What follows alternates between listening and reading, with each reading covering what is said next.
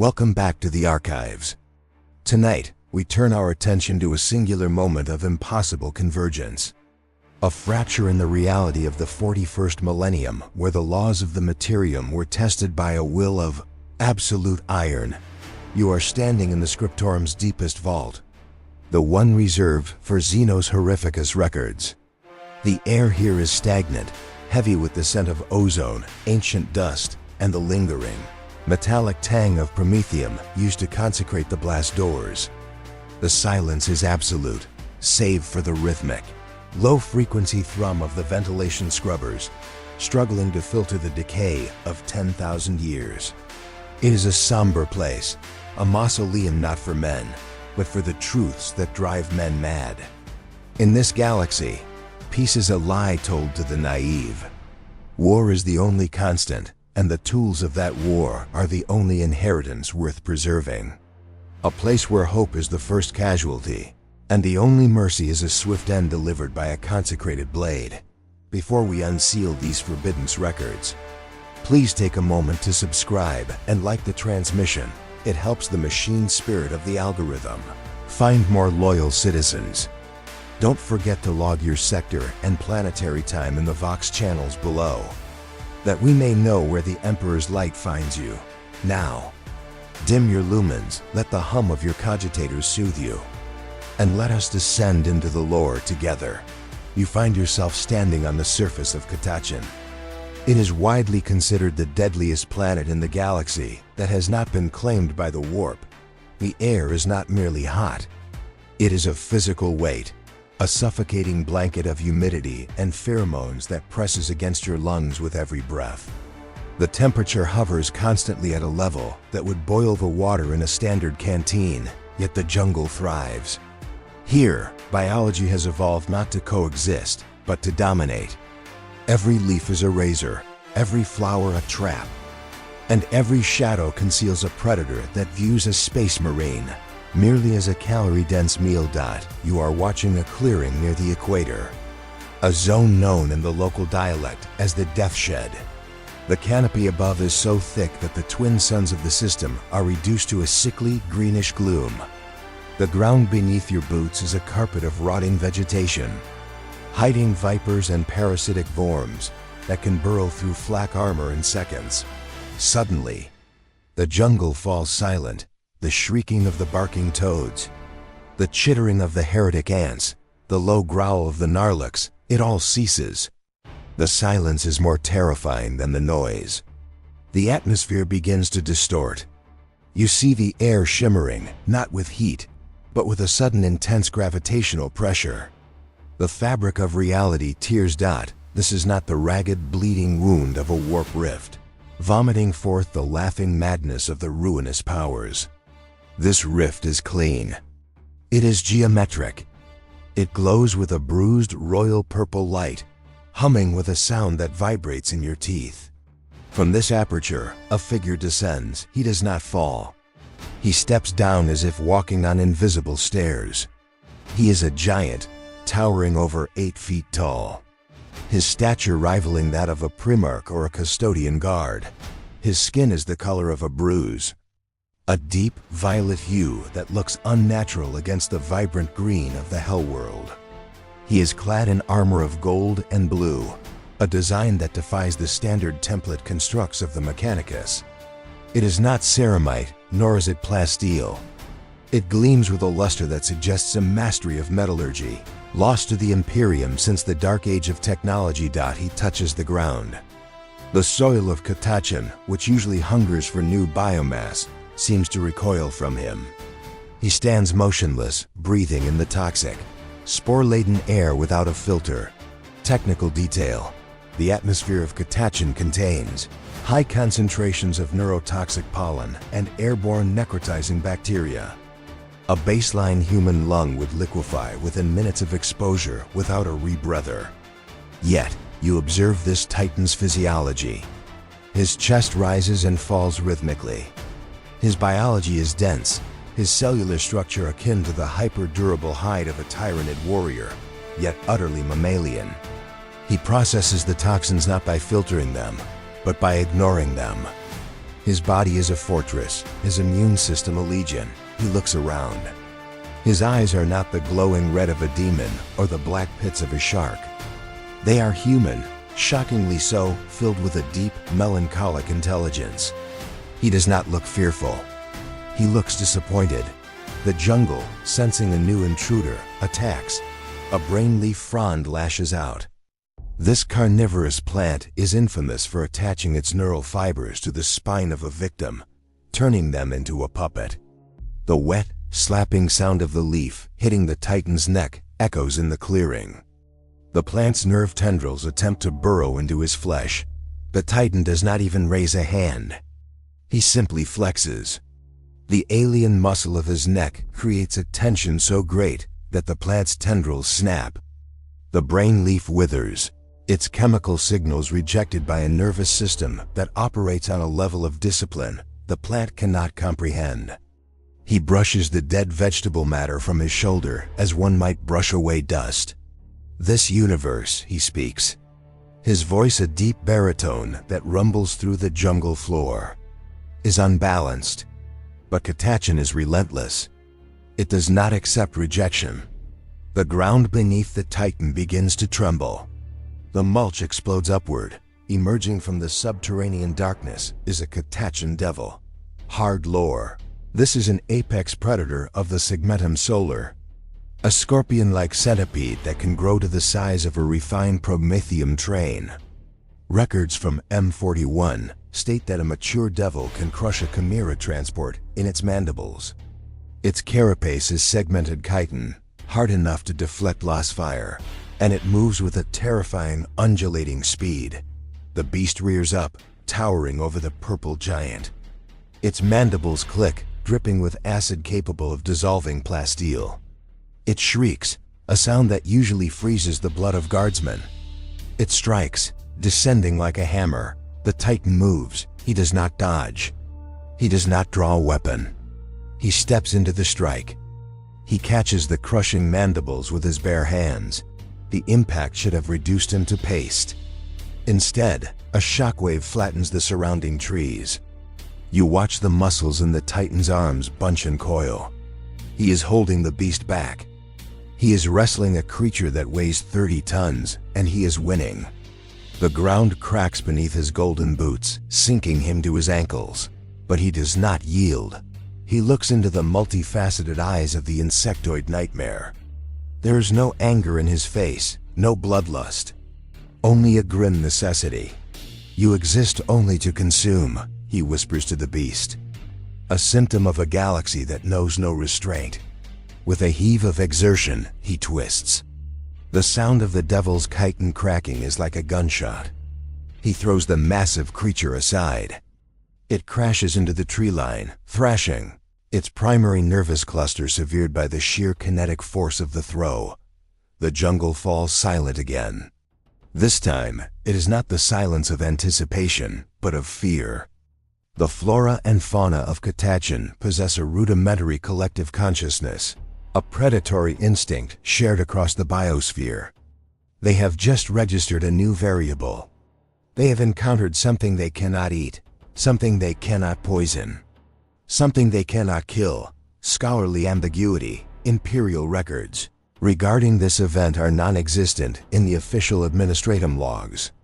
The only evidence comes from the recovered cogitator banks of a destroyed listening post, which recorded a seismic anomaly in Sector 7G. Some radical inquisitors of the Ordo Xenos speculate that this entity is not a biological organism at all, but a projected avatar of a Catan shard, given the ease with which he manipulates physical force. Others whisper of a lost Primarch, twisted by the warp but retaining his father's strength. But you, watching from the safety of the Archive's vision, know the truth is far stranger. The Titan dusts off his hands. He looks up at the bruised sky, past the canopy, towards the stars. He senses the teeming, screaming life of the galaxy. He feels the overpopulation, the endless war, the resource consumption that drives the eternal slaughter. He begins to walk. He does not run. He does not hide. He tears through the dense undergrowth, forging a path where there was none. He is heading north, towards the nearest settlement of the Astra Militarum. He does not seek to hide from the Imperium. He seeks to correct it. The suns begin to set, casting long, bloody shadows across the green hell. The Titan is alone, yet he carries the weight of a destiny that will shake the foundations of the Golden Throne. He has arrived on the deadliest world in the Imperium, and for the first time in its history, Catachan is not the hunter. It is the garden, and he is the gardener. You walk in the wake of the Titan, following a path that should not exist. In the chaotic, choking overgrowth of Catachan, trails are fleeting things.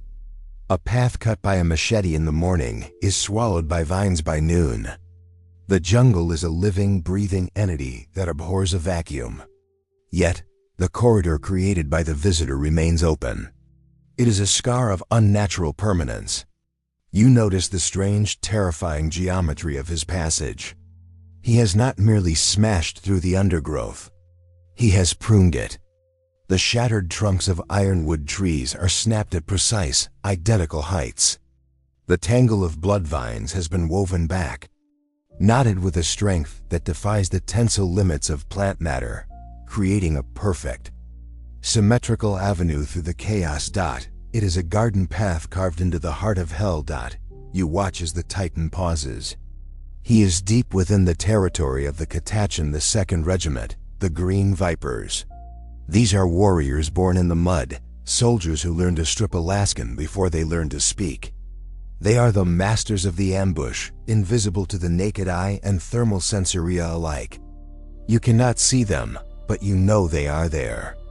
You can feel the weight of 100 lost sights focusing on the purple armor of the intruder. The Titan knows it too.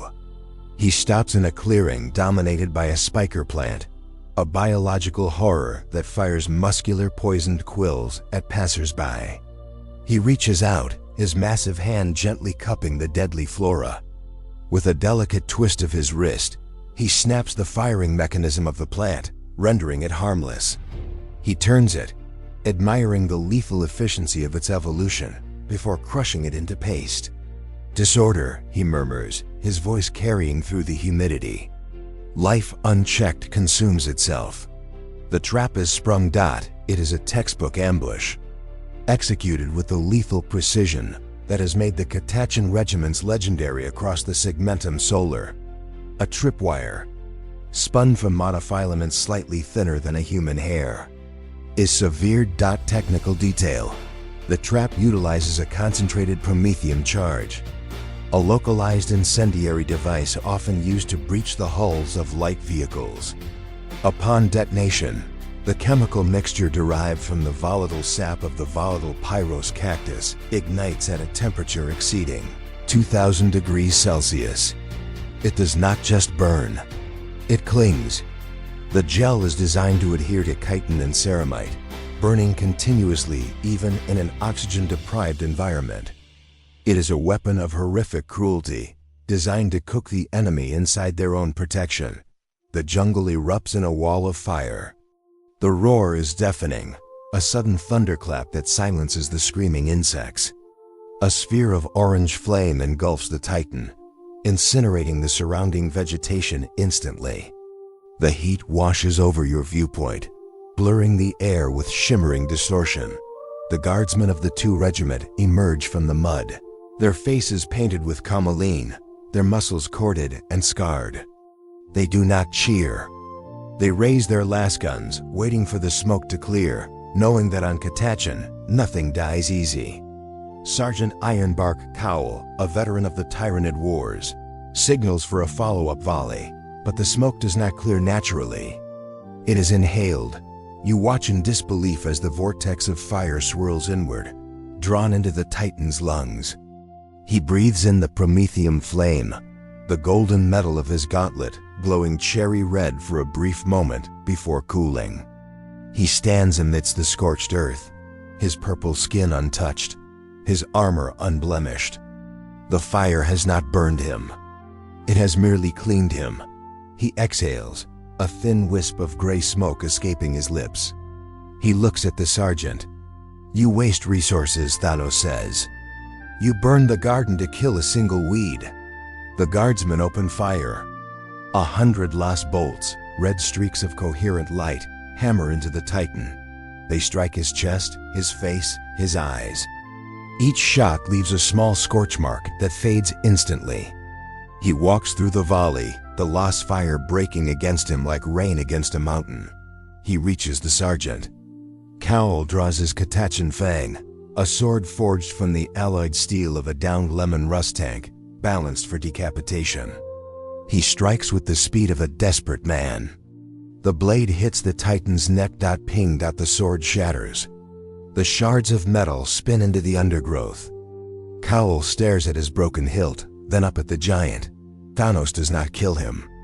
He places a hand on the sergeant's shoulder. The weight forces Cowl to his knees, driving him into the mud. It is not a strike. It is an assertion of gravity. "Sit," Thanos commands, and they obey. It is a phenomenon that defies military discipline. The entire platoon, hardened killers who would charge a demon prince with a combat knife, lower their weapons. They are not mind-controlled in the psychic sense. There is no witch fire in their eyes. They are simply overwhelmed by a presence that radiates absolute, undeniable superiority. It is the submission of the Wolf to the Alpha. You watch as the Titan begins to work. He does not slaughter them. He puts them to labor. Using his bare hands, he begins to reshape the clearing. He uproots massive ironwood trees, stripping them of branches with a single sweep of his arm. He drives the trunks into the ground, creating a perimeter. He's building a fortification, but it is not a bunker. It is a temple of geometry. He organizes the surviving flora. He moves the deadly spikers to the perimeter, arranging them in perfect, equidistant intervals to act as sentries. He digs irrigation trenches with his fingers, diverting a nearby toxic stream to feed a patch of nutritious tubers he has identified. He is balancing the ecosystem. Hard lore, the Catachan, the 2nd Regiment, famous for their victory at the Battle of the Black Mud M40, has never surrendered in its recorded history. Their doctrine is death or glory. Yet here, under the twin suns, they are stacking stones. They are weaving vines. They are terrified, not of death, but of the order being imposed upon them. For a Catachan, chaos is home. Order is unnatural.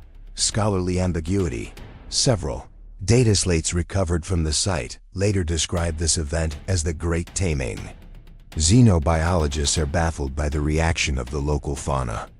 The Narlaks do not attack the Titan's new camp. They patrol it. It is as if the apex predators recognize a new apex, one that does not emit pheromones of fear or aggression, but of pure, crushing inevitability. Did the Titan rewrite the genetic instincts of the jungle through bioalchemy, or is his will simply a force of nature that biology must bow to? Night falls over the Death Shed. The clearing is now a place of terrifying symmetry. The trees stand in rows. The fire pit is a perfect circle. The guardsmen sit in silence, eating rations, watching the purple giant who sits on a throne carved from the skull of a megasaur. Thanos looks at them, his face illuminated by the firelight. He picks up a stone, weighing it. "This world is a microcosm," he lectures, his voice low and soothing, like the rumble of distant thunder. It fights itself. It grows, it kills, it dies with no purpose other than survival. It lacks direction. He crushes the stone into dust, letting it fall through his fingers in a steady, measured stream. "I will give it direction. I will teach this galaxy that peace is not the absence of war. It is the presence of balance." You watch the faces of the guardsmen. They are not comforted. They are horrified. They realize that they are not prisoners of war. They are the first subjects of a new god. The jungle surrounds them, screeching and howling in the dark, but within the Titan circle, there is only silence. A cold, mathematical silence. The death world of Catachan has not just been invaded. It has been domesticated. And in the grim darkness of the far future, domestication is a fate far worse than death. You ascend from the suffocating humidity of the jungle floor to the sterile recycled air of the stratosphere. You stand now upon the command bridge of the strike cruiser Victus, hanging in geostationary orbit above the Death World. The view screen before you dominates the room. A massive pane of armored glass displaying the emerald sphere of Catachan below. From this height, the planet looks deceptively peaceful, a jewel of biology floating in the void. But the cogitators lining the walls tell a different story. They are screaming. The strategic howlith in the center of the bridge projects a grainy, three-dimensional map of the surface. To the untrained eye, it is a mess of topographical data. But to Lord Castellan Osius of the Astra Militarum High Command, the anomaly is glaring. In the southern hemisphere, amidst the chaotic sprawl of the twisting jungle, there is a shaped dot. It is a perfect square. Nature, especially the violent, hyper-evolved nature of Catachan, does not create straight lines. It does not create right angles.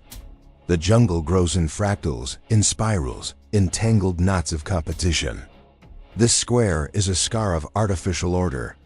It is a blasphemy against the chaotic spirit of the world, and by extension, a challenge to the Imperium's claim. The response is not one of curiosity, but of extermination. The Imperium does not tolerate rivals. It does not negotiate with those who carve their own domains within the Emperor's stellar fiefdom. Hard lore. The force assembling in the launch bays is a rapid response task force of the Raptors chapter. Successors of the Raven Guard, created during the second founding in M31. The Raptors are the pragmatists of the Adeptus Astartes. They do not seek glory in honorable duels. They seek victory through superior logic, camouflage, and marksmanship. They are the perfect hunters for a world that eats the careless. They wear olive drab power armor, their heraldry muted, their bolters suppressed. You watch as the deployment begins. There's no fanfare, no blaring of trumpets or chanting of choirs. There is only the mechanical thud of magnetic clamps releasing. Drop pods and Stormraven gunships detach from the cruiser's hull. Falling like stones into the gravity well, they streak through the atmosphere, their heat shields glowing white-hot as they burn through the spore-choked clouds. You follow them down, plummeting back into the green hell. The noise of their re-entry is a sonic boom that flattens the canopy for miles. A hammer blow announcing the return of the Emperor's wrath. Thanos stands in the center of his perfect garden. He does not look up. He is tending to a row of cultivation, his massive purple hands gently pruning the leaves of a poisonous fern he has repurposed for medicinal salve. The ground beneath his feet trembles as the heavy bolter rounds of the strafing run tear through the trees. But he does not flinch. The raptors do not land in the clearing. That would be foolish. They deploy into the deep jungle surrounding the anomaly, vanishing into the shadows the moment their ceramite boots touch the loam. They become part of the forest. They are transhuman predators. Their senses enhanced to track a heartbeat through a meter of ferrocrete. Technical detail. A Space Marine of the Raptors chapter is equipped with the Mark VI Corvus pattern power armor, renowned for its advanced autosenses and stealth capabilities. The suit's internal cogitator overlays a thermal and biometric grid onto the wearer's retina. It filters out the ambient heat of the jungle, the rotting vegetation, the magma vents, and isolates the specific heat signature of the target. But as Brother Sergeant Kara scans the clearing, his helmet display glitches. The Titan in the center does not register as a standard biological entity. His heat signature is perfectly uniform, lacking the fluctuations of exertion or stress. He appears on the Auspex not as a man, but as a solid block of dense, immovable matter, like a statue that breathes. The jungle around the clearing goes quiet. The Catachan devils and the spikers have fled, sensing the arrival of the gene-forged killers. The raptors tighten the noose. They move in a coordinated silence, a closing circle of green armor. Thanos stops his pruning. He stands, wiping the dirt from his golden gauntlets. He turns slowly, facing the densest patch of undergrowth to his left. "You hide," Thanos says, his voice calm, projecting effortlessly over the rustle of the leaves. "But you are heavy. You carry the weight of a dying empire on your shoulders." The ambush is broken before it begins. Realizing they are detected, the raptors open fire. The air is filled with the roar of bolters. Technical detail: the Godwin pattern bolter fires a .75 caliber mass reactive shell. It is a self-propelled mini-rocket, diamond-tipped and filled with a deuterium core. It is designed to penetrate armor and detonate inside the target, liquefying organs and shattering bone. A single round can blow a standard human torso apart. The raptors fire in a precise, overlapping kill box pattern, delivering hundreds of these rounds in seconds. You watch the impacts. The shells strike the Titan's chest, his shoulders, his face. Explosions bloom across his body, shrouding him in smoke and fire. The force of the detonations pushes him back a step, his boots carving deep furrows in the tilled earth. But he does not fall. When the smoke clears, the Titan is still standing. His golden armor is scorched, the blue enamel chipped, but the purple skin beneath is unbroken. The mass reactive shells, designed to kill Orks and Tyranids, have failed to penetrate his epidermis. He brushes a piece of shrapnel from his collarbone. He looks at the Astartes emerging from the trees. They are giants to normal men, 7 feet of armored death. But to him, they are children wearing toys. "You fight for a corpse," Thanos states, his tone filled with pity rather than malice. "You cling to the preservation of a status quo that is slowly strangling you. I offer salvation." "Heretic." Sergeant Karras roars, switching his bolter to auto. "Purge the Xenos filth." The raptors charge. They abandon stealth for the brutal shock assault of the Astartes.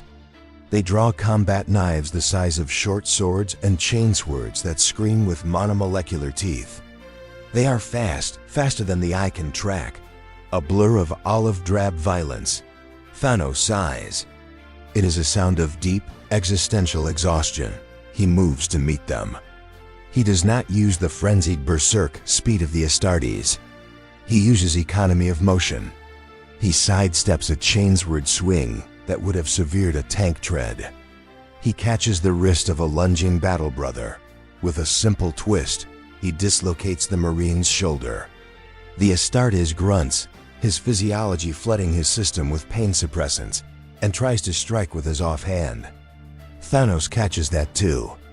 He lifts the ton of armored super soldier into the air and tosses him across the clearing. The Marine crashes into the neatly stacked pile of ironwood logs, scattering the Titan's work. "I do not wish to kill you," Thanos says, ducking under a combat knife that sparks against his pauldron. "You are efficient. You are disciplined. You are resources that are being squandered." He punches Sergeant Karras in the chest. He pulls the blow. If he had struck with full force, the Marine's chest cavity would have collapsed, his heart's bursting like ripe fruit. Instead, the blow merely dents the thick ceramite breastplate and sends the sergeant skidding backward 10 meters. Winding him, the raptors regroup, their tactical discipline holding even in the face of this impossible durability. They realize that small arms fire is useless. They need heavy support. They need the ancients. Scholarly ambiguity. The battlefield reports from this engagement, later filed by the surviving remembrancers, contain a disturbing anomaly. They claim that during the skirmish, the local flora, the brainleafs and Venus mantraps seemed to lean away from the Titan and toward the Astartes. It is as if the planet itself had switched allegiances, recognizing the Titan as the new dominant force of nature. Did the Titan's imposition of order resonate with the planet's predatory spirit, or is this merely the ramblings of soldiers driven mad by the jungle heat? From the tree line, a mechanical heavy thudding approaches. It shakes the ground more violently than the Titan's footsteps. Trees are smashed aside. The heavy support has arrived. You watch as the canopy breaks. Stepping into the clearing is a Castroferum pattern dreadnought. It is a walking sarcophagus, a tomb for a fallen hero who refuses to die.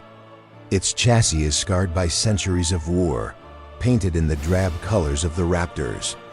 On one arm, it bears a twin-linked lascannon. On the other, a massive dreadnought power fist. Even in death I serve, the dreadnought's voxcaster booms.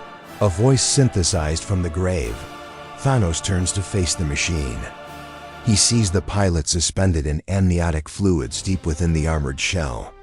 He sees the tragedy of a life extended only for the purpose of killing. "You serve nothing," Thanos whispers, clenching his fists. "You are a ghost haunting a machine." The dreadnought levels its lascannons. The air crackles with gathering energy. The duel between the biological titan and the mechanical ancient is about to begin. The jungle holds its breath. You are standing in the kill zone. The air in the clearing has been sucked dry of moisture, replaced by the crackling static of charging capacitors. The jungle, usually a cacophony of screeching life, has gone deathly silent, terrified into submission by the presence of the two titans facing one another. On one side stands the organic perfection of the alien warlord, his purple skin gleaming with the sweat of his earlier labors. On the other stands the mechanical fury of the Imperium, a Castroferum dreadnought, a walking reliquary of war named Ancient Catus. The machine towers over the alien. It is a blocky, ungainly thing, built not for aesthetics, but for the brutal realities of attrition. Its exhaust stacks belch black, oily smoke that mixes with the jungle mist. You can hear the wet, rhythmic pumping of the life support systems deep within its sarcophagus, keeping the shriveled remains of the hero inside, suspended in a twilight state between life and death. "Abomination," the dreadnought booms, its voice amplified by vox grills that rattle the teeth in your skull. "Prepare for judgment." The twin-linked lascannon on the dreadnought's right arm flares. Technical detail. The Godhammer pattern lascannon is a weapon of anti-armor devastation. It functions by discharging a high-energy laser pulse derived from a pristine crystal prism array. Upon firing, the beam heats the air to the temperature of a star's surface in a microsecond. The thermal shock is designed to vaporize adamantium plating, turning the hull of a battle tank into molten slag instantly.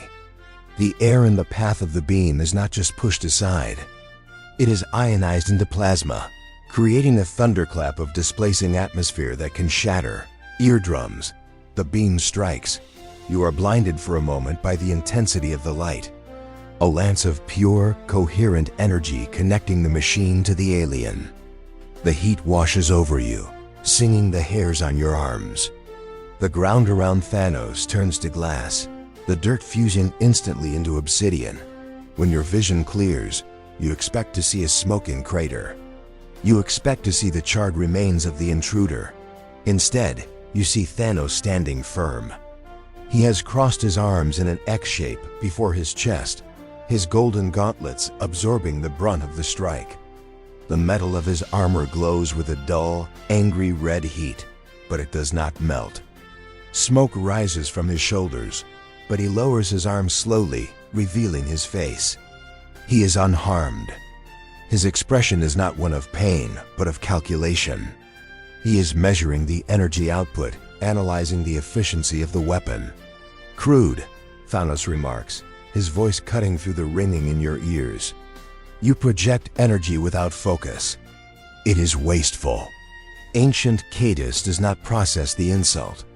His tactical logic engrams register only that the target remains active. He engages the secondary weapon systems. The massive power fist on his left arm revs up, the underslung heavy flamer igniting with a roar of pressurized gas. "Purge and flame," the ancient bellows. A torrent of liquid fire erupts from the dreadnought's fist. This is the holy promethium, a volatile gel sanctified by the tech marines of the chapter. It is sticky, viscous, and burns with a chemical fury that water cannot extinguish. It engulfs the Titan, burying him in an inferno of orange and blue fire. The jungle canopy above begins to wither and blacken from the rising heat. You watch the silhouette within the flames. It does not thrash. It does not scream. It walks forward. Thanos emerges from the fire like a demon rising from the pit. The promethium clings to his armor, burning uselessly against the golden alloy. He brushes a patch of fire from his arm as if it were dust. He is closing the distance. The dreadnought, sensing the imminent melee, activates its power fist. Hard lore. Ancient Ketis was interred into this chassis following the Badab War in 912, M41, where his biological body was shattered by a melta-charge. For nearly a century, he has known only the cold sleep of stasis and the hot fury of battle. His power fist is a relic of that conflict, surrounded by a disruption field generator that reads the metal fingers in crackling blue energy. This field disrupts the molecular bonds of matter, allowing the fist to punch through a bunker wall as easily as paper. The machine lunges. The power fist swings in a devastating arc, aimed squarely at the alien skull. The air screams as the disruption field tears through it. Thanos does not block this time. He catches it. His open palm intercepts the massive metal fist. The impact creates a shockwave that knocks the surviving raptors off their feet at the edge of the clearing. You hear the groan of stressing metal, a sound like a dying ship's hull. The ground beneath them craters, forming a bowl of fractured earth. The disruption field crackles violently against Thanos' skin. By all the laws of physics known to the Adeptus Mechanicus, the Titan's hand should be disintegrating. His atoms should be unraveling. Scholarly ambiguity. This moment is the subject of intense debate within the closed archives of the Ordo Hereticus. How did a biological entity withstand a molecular disruption field? Some theories posit that the Titan's infinity aura acts as a localized reality anchor, enforcing his physical integrity over the laws of the materium. Others suggest that his skin is composed of a hyperdense, non-baryonic matter that simply requires more energy to disrupt than a standard generator can produce. Whatever the cause, the result is undeniable. The machine is stopped. Thanos looks into the sensor slit of the sarcophagus. "You are tired," Thanos says softly. "I can feel the soul inside. It is weary. It longs for the end." The dreadnought's servos whine as it tries to push forward to crush the alien, but it cannot move. Thanos' grip is absolute.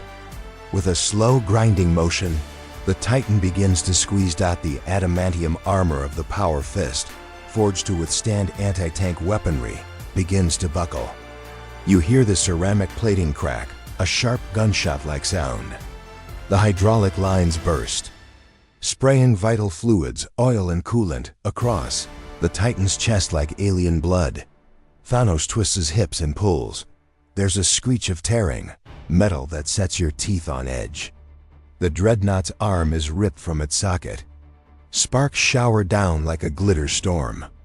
Thanos casts the severed limb aside, where it lands with a heavy, wet thud in the mud. Ancient Ketis staggers back, his gyroscope struggling to compensate for the sudden loss of mass. The machine is unbalanced. It is vulnerable. Thanos steps in.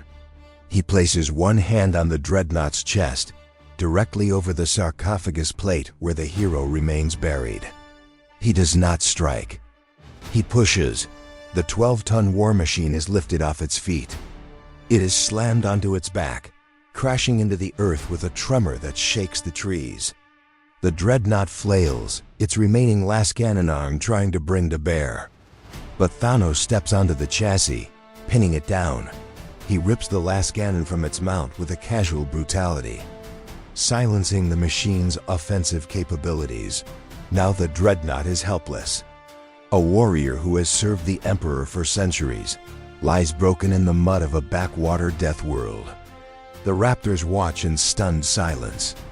They have seen dreadnoughts fall before, but never like this. Never dismantled with bare hands, systematically and without malice. Thanos leans down. He looks at the sarcophagus faceplate. "Sleep now," Thanos whispers. "Your watch has ended." He drives his fist down, not through the sarcophagus to kill the pilot, but into the engine block located at the rear of the chassis. He crushes the fusion reactor. The machine's lights flicker and die.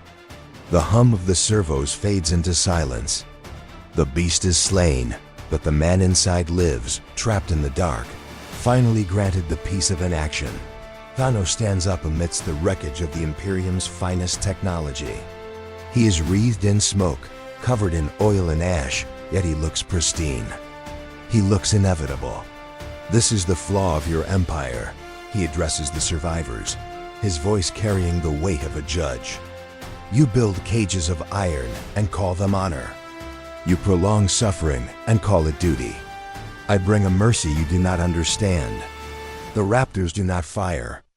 They cannot. Their morale, hardened by psycho-indoctrination, has fractured. They retreat into the shadows of the jungle, dragging their wounded. Leaving the clearing to the Titan Dot, you are left alone with him in the smoking ruins of the ambush." He returns to his garden. He picks up a fallen ironwood sapling that was knocked over during the fight. Gently, with hands that just tore adamantium apart, he replants it, packing the soil around its roots. The suns have set completely now. The only light comes from the glowing embers of the promethium fires and the faint, bioluminescent fungi waking up on the forest floor. The Titan sits back on his makeshift throne waiting. He knows this was only the first wave. The galaxy is vast, and its guardians are jealous. But for tonight, the jungle is his. You leave the steaming jungle floor, ascending through the layers of the atmosphere, past the retreating thunderhawks of the Raptors chapter, into the cold, crushing silence of the high void. You are now aboard a vessel that does not exist on any standard Imperial registry. It is a sleek, jagged silhouette against the stars, painted in the deepest matte black, absorbing the light of the twin suns. This is the Catachan of Fire, a black ship of the holy Ordos of the Inquisition. The air here is different. It does not smell of sweat or promethium. It smells of incense, old parchment, and the ozone tang of active psychic shielding. The temperature is kept freezing, a deliberate choice to sharpen the mind and suppress the passions of the flesh. You stand in the Stratageum, a circular chamber dominated by a holographic map of the Formosa sector. Sitting upon a command throne of gilded adamantium is a figure who wields more authority than a planetary governor. He is Lord Inquisitor Torquemada Cotes, High Protector of the Formosa sector. Hard lore, Cotes is a legend in his own lifetime. A man who has held his sector in an iron grip since M41.980. He is a Puritan of the Amalathian philosophy, believing that the Imperium must be maintained exactly as it is, that change is the seed of heresy. He does not seek to improve the galaxy. He seeks to freeze it in a state of eternal, agonizing stability. He wears artificer power armor, draped in heavy robes of crimson velvet, and carries the anointed hammer, a demon-slaying weapon of immense potency. But it is not his hammer that draws your eye. It is the bird perched upon his armored shoulder. A cyber eagle, a twin-headed avian construct of gold and brass. Technical detail. The cyber eagle is a marvel of biomechanical engineering. Its organic brain has been lobotomized and rewired with cogitator-grade logic gates, allowing it to process tactical data faster than a squad of strategists. Its eyes are not merely lenses. They are multispectral augers capable of seeing into the infrared, the ultraviolet, and the fringes of the Empyrean. It is linked directly to Cotias's own neural cortex via a cortical implant at the base of his skull. What the eagle sees, the Inquisitor knows. It is currently watching the surface of Catachan, tracking the heat signature of the purple giant with a predatory intensity. Cotes leans forward. The servos in his armor whine softly. He has watched the vid feeds of the Astartes assault. He has seen a dreadnought dismantled like a child's toy. But what disturbs him is not the physical strength of the alien. Physical strength is common in this galaxy. An Ork warboss or a Tyranid carnifex possesses strength. What disturbs Cotis is the order. He does not rage. Cotis whispers to the silence of the bridge. He does not glory in the kill. He organizes. The Inquisitor closes his eyes. He is a potent psyker, a mind capable of crushing the will of heretics and stripping the truth from the souls of demons. He reaches out with his mind. He projects his consciousness down to the surface, bypassing the physical distance, seeking to touch the mind of the intruder. Usually, when a psyker touches an alien mind, they feel a distinct texture. The Ork mind is a chaotic roar of green energy. The Tyranid mind is a suffocating, insectoid hunger. The Eldar mind is a crystalline maze of arrogance and sorrow. But when Cotis touches the mind of THANOS, he hits a wall dot. It is not a psychic shield of the kind used by the Grey Knights. It is a wall of sheer, unadulterated conviction. It feels dense, heavy, and immovable. It reminds Cotis of the sensation described in the Forbidden's texts regarding the Primarch's transhuman dread that is not biological, but spiritual. It is the weight of a soul that believes with absolute certainty that it is the center of the universe's moral axis. Cotis gasps, his eyes snapping open. The cyber eagle screeches, flapping its wings in agitation. The connection breaks. The Inquisitor has not been repelled by an attack. He has been repelled by the sheer magnitude of the alien's ego. "Prepare my shuttle," Cotis commands, standing up. "I must see this, architect, with my own eyes." You follow the Inquisitor as he descends. His personal Arvis lighter cuts through the atmosphere, landing not in the jungle, but directly in the center of Thanos' cleared garden. The Inquisitor steps out, flanked by a retinue of stormtroopers in carapace armor, their helgans humming. Thanos is waiting. He sits on his stone throne, watching the Inquisitor approach. He does not rise. To rise would be to acknowledge a superior, and Thanos recognizes no superior in this universe or any other. Cotis stops 10 paces away. He plants the haft of his daemon hammer into the soft earth. The two figures study one another. One is the embodiment of the Imperium's paranoia, the other the embodiment of a terrible, alien altruism. "You have disrupted the Emperor's peace," Cotis states, his voice amplified by the vox emitters in his gorget. "You have assaulted his angels. You occupy his world. Identify yourself, Xenos, before I sanitize this grid square from orbit." Thanos looks at the Inquisitor. He looks at the hourglass hanging from Cotias's belt, a symbol of the Ordo Malleus, representing the finite time humanity has left. "Time is a resource," Thanos says, nodding at the hourglass. "You measure it, but you do not use it. You spend your centuries chasing shadows while your foundation rots." "I chase the enemies of mankind," Cotis retorts, his hand tightening on his hammer. "I hold back the night." "You are the night," Thanos corrects him gently. "You are the darkness that convinces itself it is light because it fears the dawn. You cull the weak to protect the strong, but you do not ask why the weak exist. You maintain a balance of misery." Cotis narrows his eyes. This is not the blustering of a warlord. This is philosophy. It is a heresy far more dangerous than violence, because it attacks the rationale of the Imperium itself. The Inquisitor activates his psychic hood. He gathers the energy of the warp, channeling it into a spear of mental force.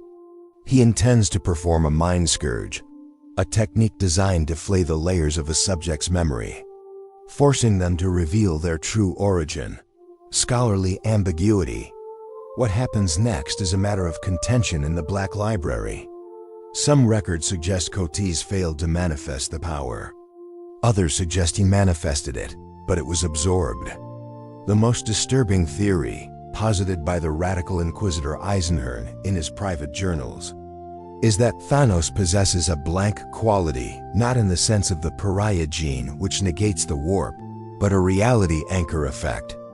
His will is so solidified in the material realm that it simply refuses to acknowledge the unreality of the warp. He denies the magic its right to exist within his personal space.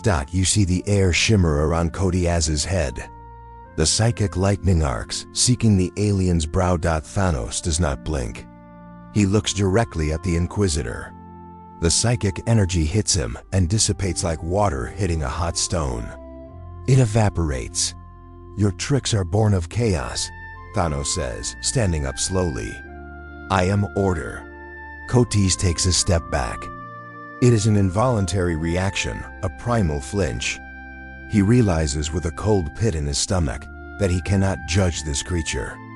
He lacks the jurisdiction of physics to do so.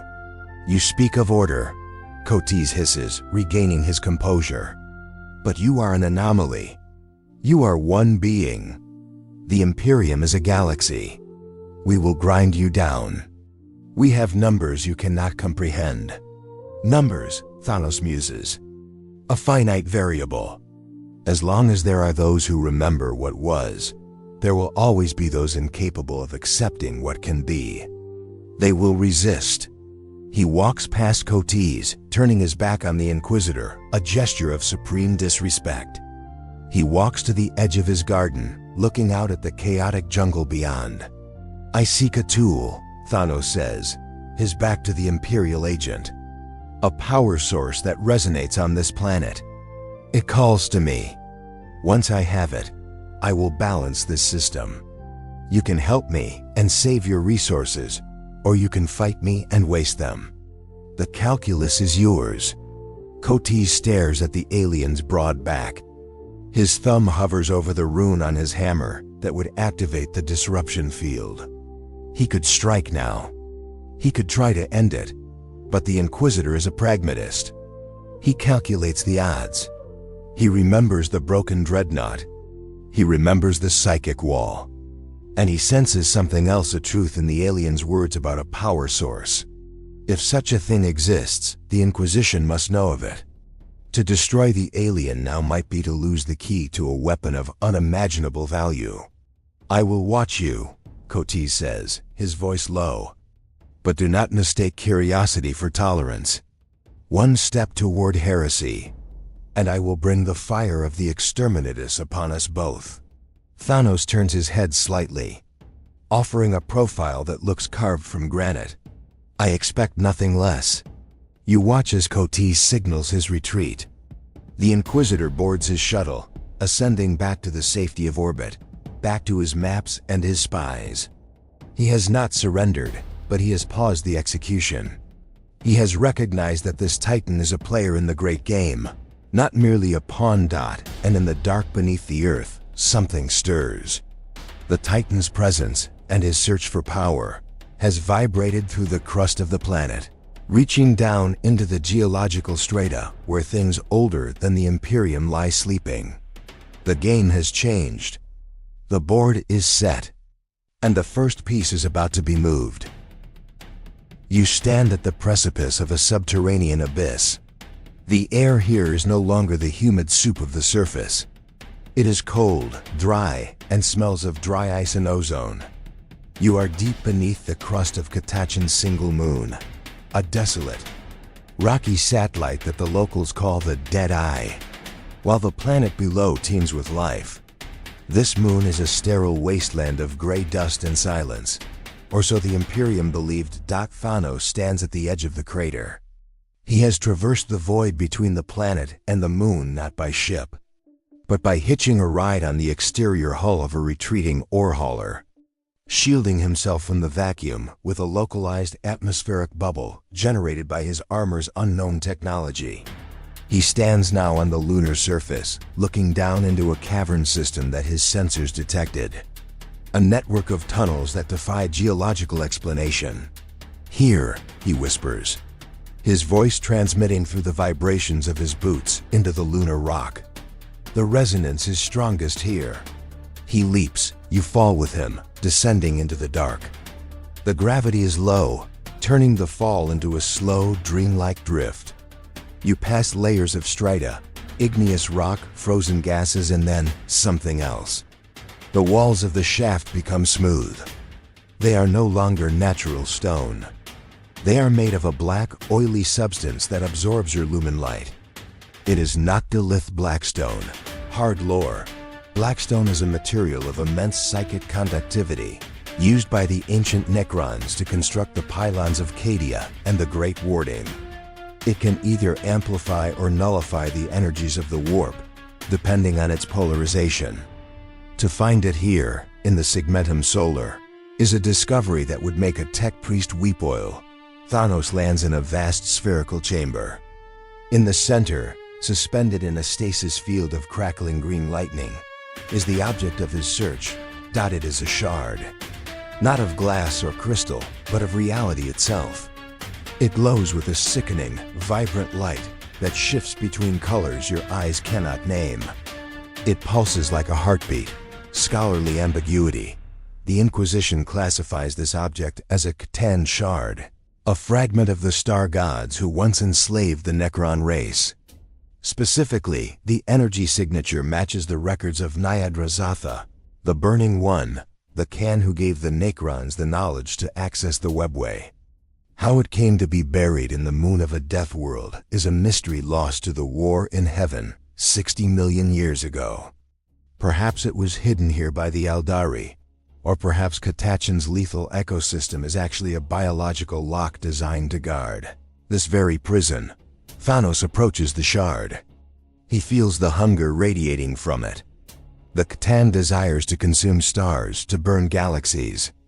It is a creature of infinite excess. You are broken, Thanos says to the shard. You are raw power without a conduit. He reaches out. His intention is not to free it, but to harness it. He seeks to integrate this shard into his gauntlet, to replace the reality stone he lost in his own universe. He believes that with this power, he can impose his balance upon the 41st millennium. But the prison has a warden dot as Thanos' hand breaks the perimeter of the stasis field. The chamber wakes up. The black walls begin to glow with emerald hieroglyphs. The floor shifts, revealing complex circuitry of living metal. A voice echoes in the chamber, dry as dust and cold as the void. Vermin. You touch what is forbidden. From the shadows of the blackstone pillars, they emerge. Not the shambling skeletons of a standard tomb world, but the elite. These are Lightguard, the wardens of the nobility. They carry hyperface swords and dispersion shields, their bodies bulky and ornate, draped in the tattered remnants of metallic cloaks, and leading them is a figure of terrifying majesty. He stands taller than the Lightguard, his metal body adorned with a cloak of shimmering, pixelated scales. He holds a staff that hums with the power to unravel time. He is Overlord Trazyn the Infinite, archivist of the Solemnace galleries. Hard lore, Trazyn is a collector. He does not conquer worlds. He collects moments, artifacts, and people. He has in his collection a full company of Horus Heresy-era Ultramarines, a clone of the Primarch Fulgrim, and the head of Sebastian Thor. He has been watching Catachan for centuries, waiting for the Catachan shard to ripen, or perhaps waiting for a challenger worthy of his attention. A titan, Trazyn muses, stepping into the light. His singular optical sensor zooms in on Thanos, analyzing his biology, his armor, his soul. Curious. You are not of this galaxy. Your genetic markers. They are unique. A singular specimen. Thanos withdraws his hand from the field. He turns to face the Necron. I am not a specimen, Thanos says, his voice dropping an octave. I am the inevitable. Inevitable? Trazyn chuckles, a sound like grinding gears. I have inevitable in Stasis Pod 400. He was an Ork warlord who claimed the same thing. Now he is a conversation piece. Trazyn gestures with his empathic obliterator staff. Surrender, creature. You will make a fine addition to my Xenos warlords of the 41st Millennium diorama. I'll pose you fighting the Khan. It will be quite dramatic. Thanos does not smile. He assesses the threat. He sees the advanced technology, the self-repairing metal, the arrogance of an immortal who has forgotten the fear of death. You collect history, Thanos says, clenching his fists. I make it. The Light Guard charge. They move with a synchronization that is unnerving, their blades cutting the air in perfect unison. Thanos moves. He is surrounded, outnumbered 10-1 by warriors who cannot feel pain. He ducks under a hyperface sword, the blade shearing through the black stone pillar behind him. He grabs the Light Guard by the neck and slams it into the floor. The necrodermis buckles, but the machine tries to rise. Thanos stomps on its head, crushing the engram processor. The lights in its eyes die, then flicker as the reanimation protocols try to kick in. Persistent, Thanos notes. He grabs the dispersion shield of another guard, ripping it from the machine's grip. He uses it as a discus, throwing it with such force that it slices through 2 Light Guard at the waist. Their upper torsos slide off their legs, sparking and twitching. Trazyn watches, fascinated. He is recording every move, every tactic. Magnificent, the Overlord applauds slowly. Your combat efficiency is in the 99th percentile. But you cannot defeat time. Trazyn raises his staff. He activates a mind shackle scarab. Technical detail. These are microscopic, beetle-like constructs that burrow into the brain of a victim, rewriting their neural pathways to enslave them to the Necron's will. A swarm of tiny, metallic insects erupts from Trazyn's cloak, buzzing toward Thanos like a cloud of silver dust. Thanos sees them. He recognizes the threat not as physical, but mental. He claps his hands together. The shockwave is thunderous in the confined space. It creates a pressure wave that scatters the tiny machines, smashing them against the walls before they can reach him. I have mastered my own mind, Thanos says, walking toward Trazyn. No bug will take it. Trazyn sighs, visibly disappointed that the easy method failed. Very well. Manual collection it is. The Overlord engages. He is not a brute brawler. He is a duelist. He strikes with his staff, the head of the weapon emitting a wave of empathic energy. When the staff hits Thanos' shoulder, it does not just bruise flesh. It transmits a psychic shockwave of despair. It forces the victim to feel the death of every being Trazyn has ever killed. It is a weapon of sorrow.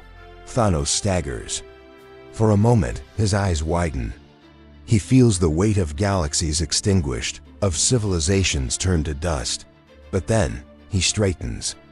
He looks at Trazyn with a look of profound understanding. You think sorrow weakens me? Thanos asks softly. I have sacrificed everything for my mission. I have thrown my heart from a cliff to save the universe. Your grief is a drop in my ocean. He grabs the staff. Trazyn tries to pull away, but the Titan's grip is iron. Thanos yanks the Overlord forward and delivers a headbutt that would shatter a tank turret. Trazyn's head snaps back, his optical lens cracking. Thanos rips the staff from the Necron's hands and snaps it over his knee. The release of energy knocks them both back. Trazyn lies on the floor, his body sparking. He is not dead, he cannot die. He will simply transfer his consciousness to another body in his collection. But his avatar is broken. You are. Inconvenient, Trazyn glitches. I will return. With a tesseract labyrinth. The Necron's body dissolves into green data light, phasing out of reality. He has fled, leaving his collection unguarded. Thanos turns back to the Khan shard.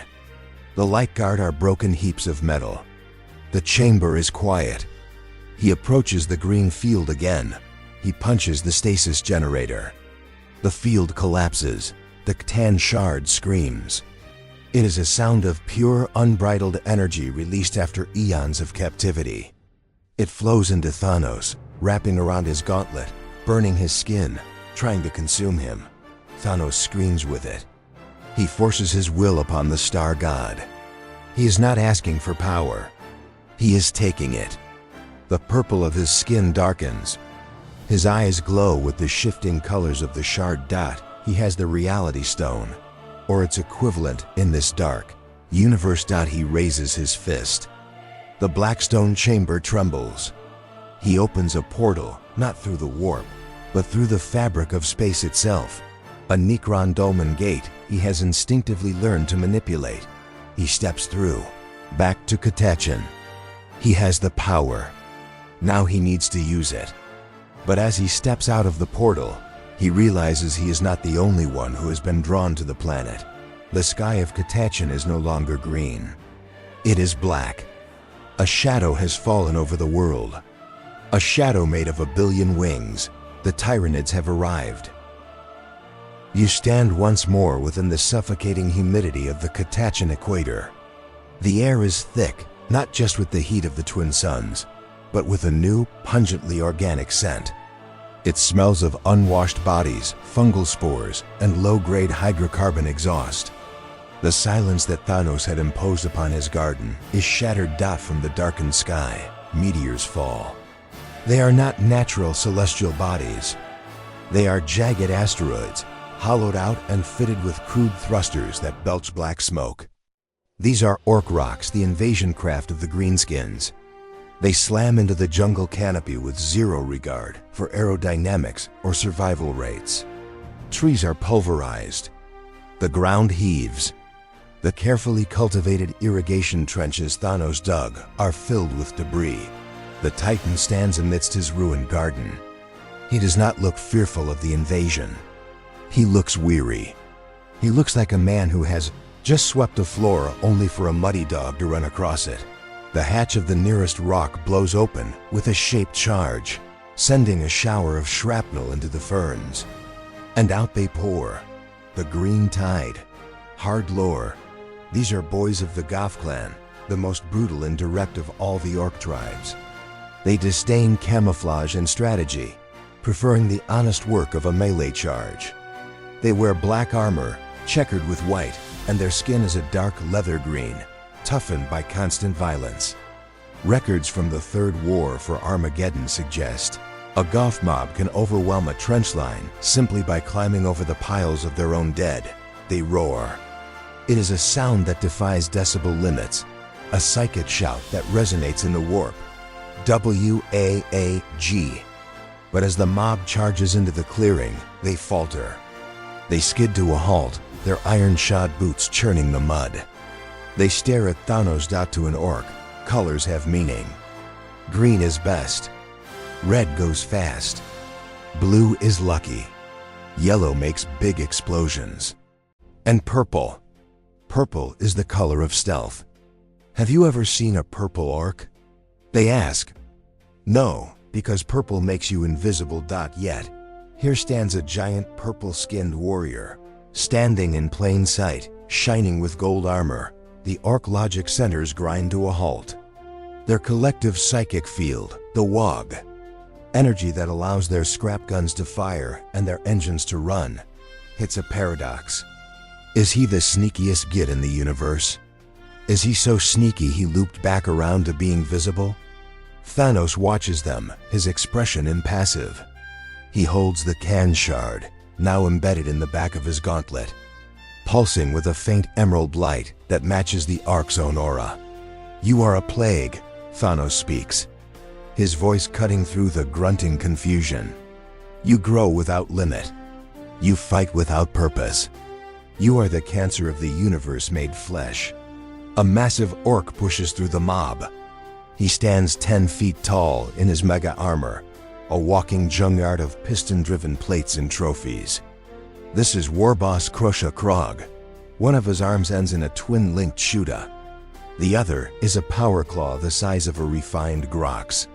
Zog off. Krog bellows, spray flying from his tusked maw. You look tough. I want your hat. The Warboss charges. The mob follows. The hesitation is gone, replaced by the simple, joyous desire for violence. Thanos does not move until the last second. He is testing them. He is analyzing their combat doctrine, technical detail.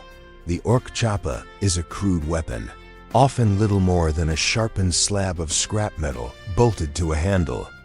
However, under electron microscope analysis by the Adeptus Mechanicus, the edge of the Choppa defies material science. It is often monomolecular, not because of craftsmanship, but because the Ork believes it is sharp. The psychic field lubricates the laws of physics, allowing a rusty piece of girder to slice through ceramite armor as if it were butter. A Nob swings a massive chain axe at Thanos' midsection. The Titan pivots on his heel, the motion fluid and precise. He catches the haft of the axe. He does not wrestle the Ork. He redirects the kinetic energy. He guides the axe downward, burying it into the skull of the Ork standing next to the attacker. Disorganized, Thanos critiques. He strikes the knob with an open palm to the chest. The impact collapses the Ork's ribcage, sending the creature flying back into the ranks of his kin. Krog reaches him. The war boss unleashes a torrent of fire from his Shuta. The bullets are solid slugs the size of soda cans. They strike Thanos' armor, pinging off the golden alloy. The Catachan shard on his gauntlet flares.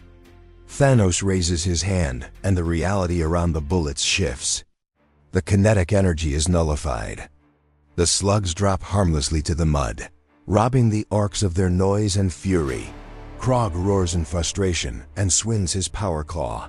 The hydraulic pistons scream as the claw snaps shut, aiming to sever the Titan at the waist. Thanos catches the claw. This scene echoes the battle with the Dreadnought, but the struggle is different. The Dreadnought was a machine of cold logic. The Ork is a biological furnace of rage. The Wog. Energy arcs from the war boss trying to overwhelm the Titan. Thanos grunts, his feet sliding backward in the mud. The brute strength of the Ork is staggering. For a moment, the balance of power teeters, but Thanos has patience. He waits for the Ork to overcommit. He waits for the microsecond where Krog puts all his weight behind the push. Then, Thanos steps aside. He releases the claw. Krog stumbles forward, his momentum carrying him off balance. As the war boss passes, Thanos delivers a single, surgical strike to the back of the Ork's neck, right where the spinal column meets the crude cybernetics of the mega armor. Scholarly ambiguity. Imperial xenobiologists have long debated the exact durability of an Ork war boss. Some claim they can survive decapitation for hours. Others say they can reattach severed limbs with sheer willpower. However, what Thanos does next suggests a knowledge of anatomy that transcends Imperial science. He strikes a specific nerve cluster that governs the Ork's motor functions. A pressure point that should not exist in fungal biology, yet he finds it. Krog falls. He is not dead, but he is paralyzed. The massive machine beast lies face down in the mud, his engine stalling. The mob freezes. In Ork society, might is right. The biggest Ork leads. Thanos has just defeated the biggest Ork with a slap. Thanos stands over the fallen war boss. He does not roar in victory. He does not take a trophy. He looks at the mob with disappointment. You waste your energy. Thanos addresses the sea of green faces. You could build. You could cultivate. Instead, you destroy. He raises the gauntlet with the shard. He clenches his fist. A wave of green energy ripples out, not the Wog. Energy, but the reality-bending power of the Star God. The scrap metal scattered across the clearing, the debris of the rocks. The dropped weapons begins to float. It melts, fusing together, reshaping. Under the Titan's will, the jagged rusty metal reforms into perfect geometric cubes. He stacks them into a wall, sealing the breach in his garden perimeter. He has turned their weapons into a fence. The Orks are terrified. They can handle being beaten. They can handle being killed. But they cannot handle neatness. The sight of their beautiful chaotic scrap being turned into boring, smooth cubes is a horror beyond comprehension. Leave, Thanos commands, pointing to the jungle. Or become fertilizer. The Orks look at their paralyzed boss. They look at the purple giant who uses magic to tidy up. Their morale breaks not from fear of death, but from a profound sense of weirdness.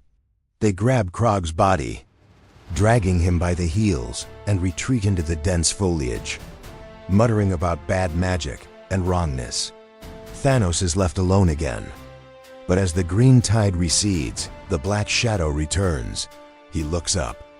The sky is no longer just dark. It is moving.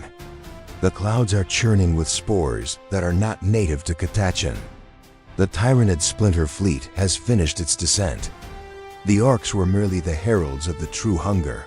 Thanos looks at his garden, now trampled and muddy. He sighs, a sound of infinite weariness. Balance, he whispers, clenching the shard. It always demands a price. You stand now in a place that is not a place.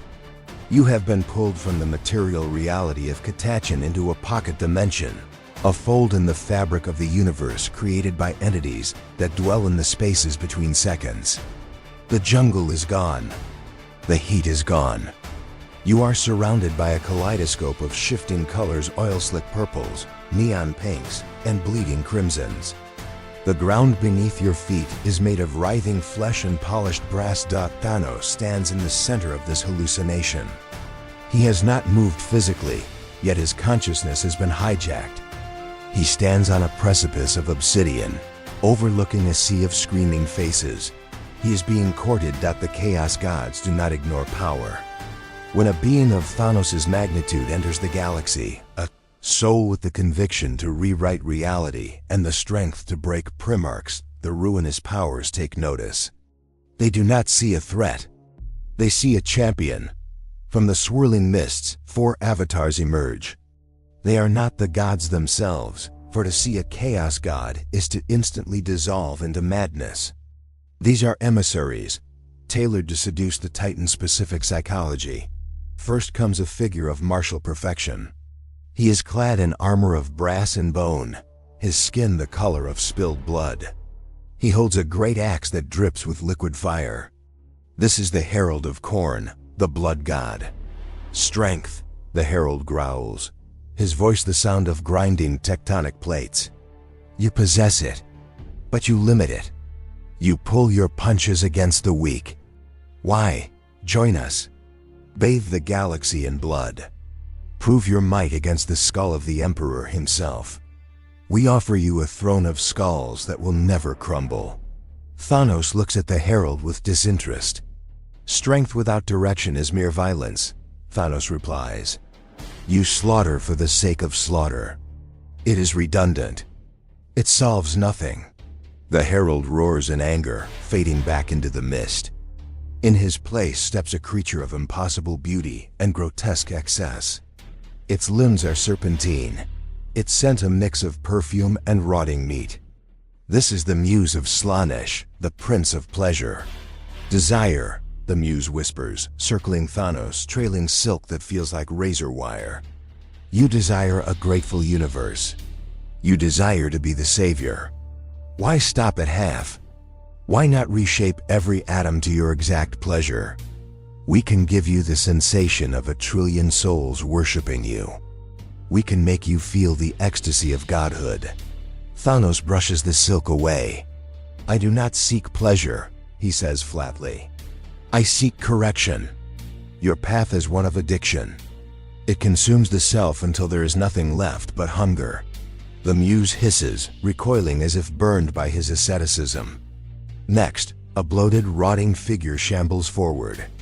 Flies buzz around its head, and its belly bursts with foul gases.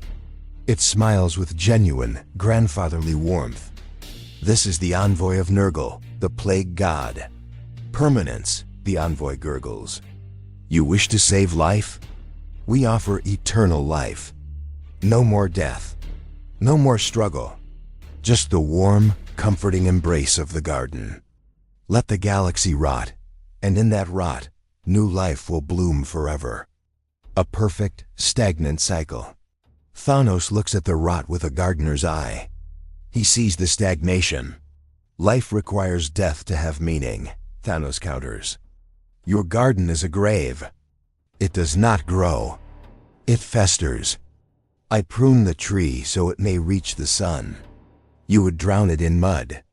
The envoy shrugs, dissolving into a puddle of slime. Finally, the air shimmers with blue fire. A figure appears, constantly changing shape: a bird, a scholar, a multi-eyed horror. This is the Oracle of Tzeentch, the changer of ways. Change, the Oracle speaks in 1,000 voices. You have the reality shard. You have the will. You could rewrite the laws of physics. You could turn the stars into diamonds. You could unmake the Tyranids with a thought. We offer you the knowledge to use the shard to its full potential.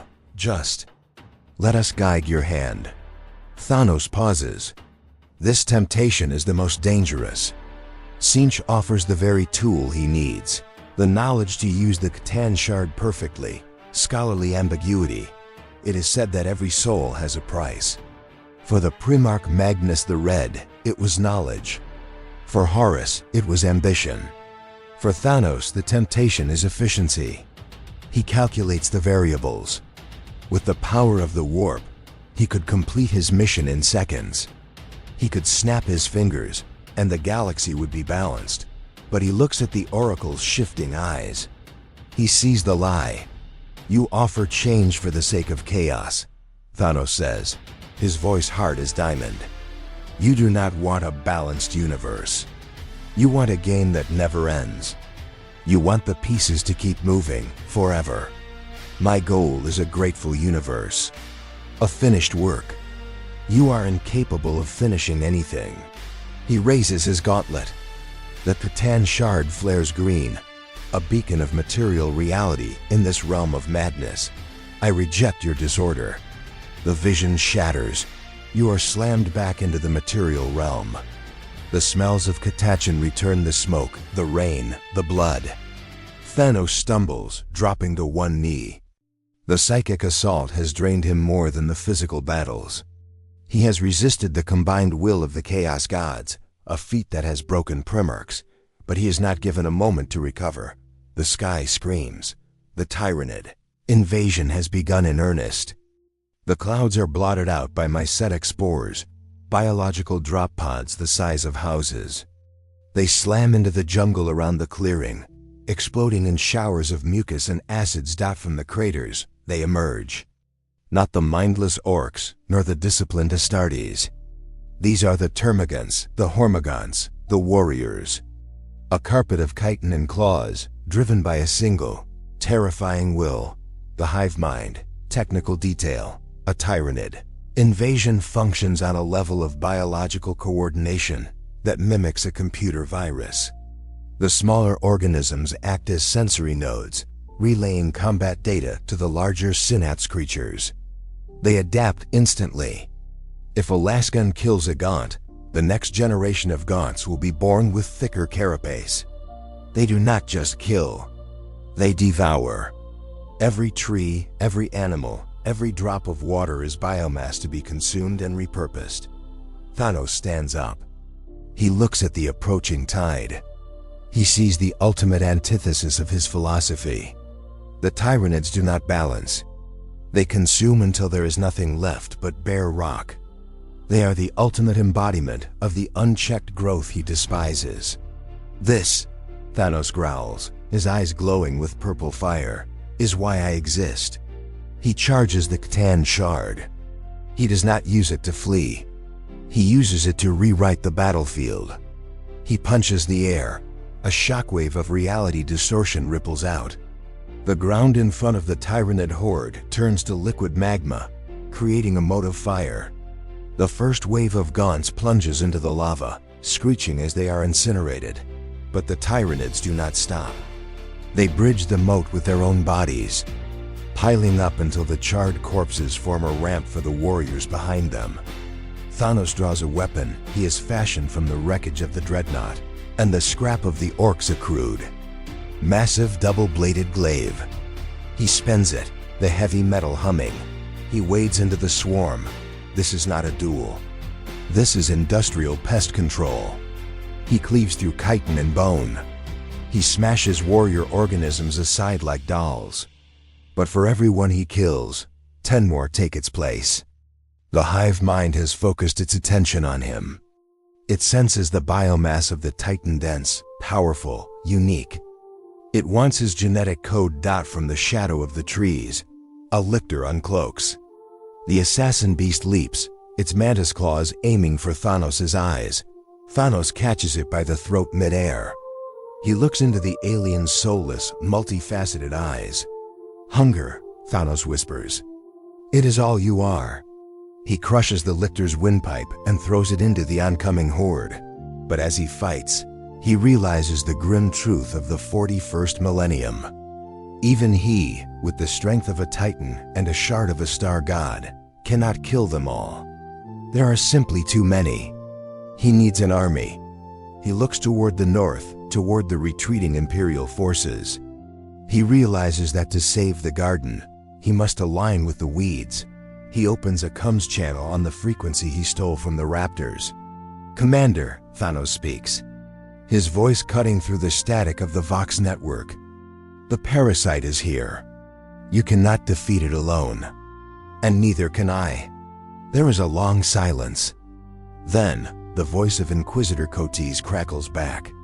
"Give me one reason why I shouldn't let the Xenos eat you." "Titan." "Because," Thanos replies, decapitating a Tyranid warrior. "After they eat me, they will have my strength. And then, they will come for you." The logic is cold. It is undeniable. It is the only language the Imperium understands. "Hold your position," Cotes replies. "Reinforcements are inbound. Do not make me regret this." Thanos smiles grimly. The alliance is formed. The gardener and the arsonist, standing together against the locusts. You are standing in the eye of a biological hurricane. The death-shed clearing has become a slaughterhouse of galactic proportions. To your left, the disciplined volleys of the Astra Militarum and the booming bolters of the raptors hold back a tide of chitin and claw. To your right, the Titan Thanos wields his double-bladed glaive like a threshing machine, harvesting the lives of Tyranid warriors with a grim, industrial efficiency. The ground is slick with Xenos ichor, a knee-deep quagmire of purple and green fluids. For a moment, it seems the impossible alliance is holding. The tactical acumen of Inquisitor Cotes, combined with the raw, reality-bending power of the Titan, has created a kill zone that the hive mind cannot breach. But the 41st millennium does not allow for simple victories. The sky above Catachan, already choked with spore clouds and smoke, suddenly turns a sickly, vibrant emerald. The ambient temperature plummets, freezing the humidity into falling shards of ice. The roar of the Tyranids is silenced by a sound that is not heard, but felt, a subsonic pulse that resonates in the marrow of your bones. It is the sound of a tomb opening. You look up. The moon, the dead eye from which Thanos stole the shard, is changing. The crater he leaped into has widened. The rock is peeling back like dead skin, revealing the gleaming black obsidian structure beneath. The moon was not a moon. It was a crypt, and the alarm has been tripped. Hard lore. This is the awakening of the Nechthys dynasty. Unlike the regal Saudic or the collector Trazyn, the Nechthys are known for their dishonorable pragmatism and their utter contempt for organic life. They do not seek to rule subjects. They seek to exterminate vermin. They have slept here for 60 million years, guarding the tan shard of the Burning One, acting as the jailers of a god. Now that the prisoner has been stolen, the jailers have woken to punish the thief. From the fractured lunar surface, the invasion fleet descends. These are not the crude rocks of the Orks or the biological pods of the Tyranids. These are night scythes and doom scythes, crescent-shaped craft of living metal that move with a silent, defying grace. They cut through the atmosphere without friction, appearing over the jungle canopy in the blink of an eye. A beam of green light strikes the center of the battlefield. It does not explode. It disintegrates. Technical detail. The Gauss flare is the standard armament of the Necron soldiery. It operates by projecting a focused bipolar magnetic field that pulls the target's atoms toward the weapon, stripping them away layer by layer. It flays reality. You watch as a Tyranid carnifex, a beast of bioengineered armor, is hit by the beam. There is no blood. The creature simply unravels. Its carapace dissolves into constituent atoms, floating away like dust in the wind. In seconds, the massive beast is gone, leaving only a shadow on the mud where it stood. The Necron warriors teleport onto the surface. They do not drop from the sky. They shimmer into existence in flashes of green lightning. Phalanx after phalanx of skeletal metal warriors marching in perfect lockstep unison. Their metal bodies are pitted with the age of eons, yet their eyes glow with a soulless, undying malice. And floating above them, upon a catacomb command barge, is the Overlord. He is massive. His necrodermis body draped in the flayed skins of ancient Eldar kings, trophies of a war fought before humanity invented fire. This is Farron Sutek the Withered. He does not look at the Tyranids. He does not look at the Imperial Guardsmen. His singular, burning gaze is fixed on Thanos. Thief, Sutek broadcasts, his voice overriding every voxcaster and comes bead in the hemisphere. It sounds like scraping metal. You hold the property of the infinite empire. You soil it with your biological filth. Thanos stops fighting. He decapitates a Hormigaunt without looking and turns to face the floating lord. He raises his gauntlet, the can shard pulsing in resonance with the Necron technology. I hold a force of nature, Thanos replies, his voice booming. You kept it in a cage. You hoarded its potential while the universe burned. We shackled a monster, Sutek hisses. And now a monkey plays with the key. Surrender the shard, and I will grant you a quick molecular dissipation. Refuse, and I will drag your consciousness into the flare pits for an eternity. Thanos looks at the Overlord. He looks at the Tyranids, who are now attacking the Necrons with mindless fury, their claws sparking uselessly against the self-repairing living metal. He looks at the Guardsmen, who are terrified, caught between the Great Devourer and the Ancient Undying. I do not surrender, Thanos states. I correct. The three-way war begins. The Necrons open fire on everything that is warm. The air is filled with the green streaks of Gauss fire. Imperial Guardsmen scream as their flak armor and flesh are stripped away in layers. Tyranids are vaporized by the hundreds. Thanos is the lightning rod. He charges the Necron phalanx. A heavy destroyer levels its Gauss cannon at him, a weapon capable of stripping the hull from a land raider. The beam strikes Thanos' chest. You watch, holding your breath. The purple skin sizzles. The gold armor blackens. The pain must be unimaginable as the magnetic field tries to rip his atoms apart. But Thanos holds himself together.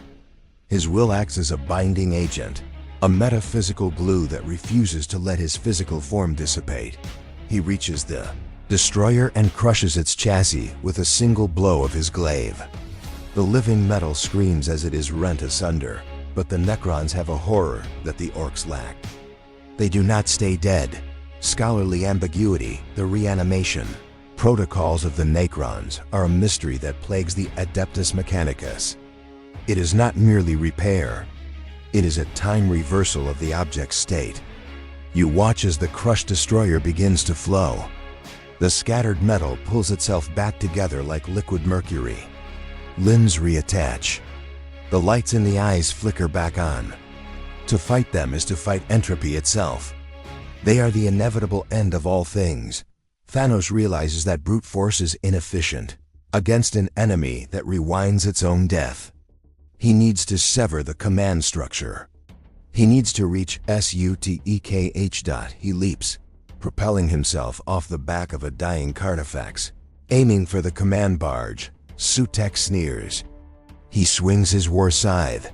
a weapon that phases in and out of reality, capable of cutting through force fields and dimensions.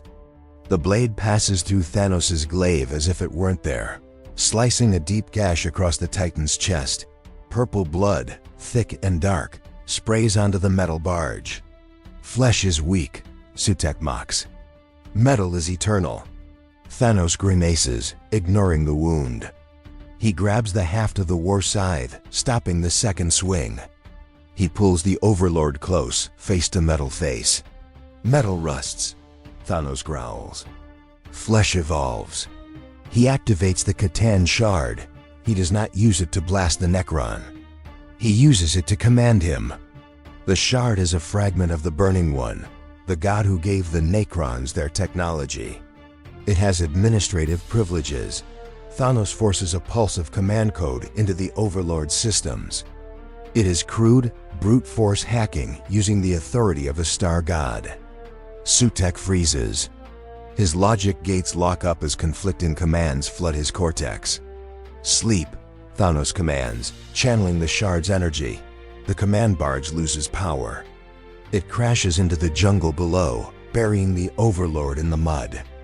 The Necron warriors, momentarily severed from their command node, pause in their slaughter. Their synchronization falters. Thanos lands in the mud, breathing heavy. His chest wound is already clotting, his physiology working overtime to repair the damage. He looks at the chaos around him. The Tyranids are adapting, swarming the stalled Necrons. The Imperials are regrouping, firing heavy bolters into the confusion. The Necrons are not defeated. Sutek is already rebooting, his barge rising from the muck, but the momentum has shifted. Thanos has proven that even the undying can be paused, but he knows this is unsustainable. He is fighting the past, Necrons, the present, Imperium, and the future, Tyranids all at once. He needs to end this. He needs to make a choice that will horrify his allies and destroy his enemies. He looks at the Inquisitor's shuttle hovering nearby. He taps his comms bead. "Cotes," Thanos says, his voice heavy with grim resolve. "Pull your men back to the high ground. I am going to break the board." You are witnessing the death of a world. The battle for the Deathshed has ceased to be a military engagement. It has become a biological digestion. The Necrons, for all their technological supremacy, are being buried under mountains of flesh.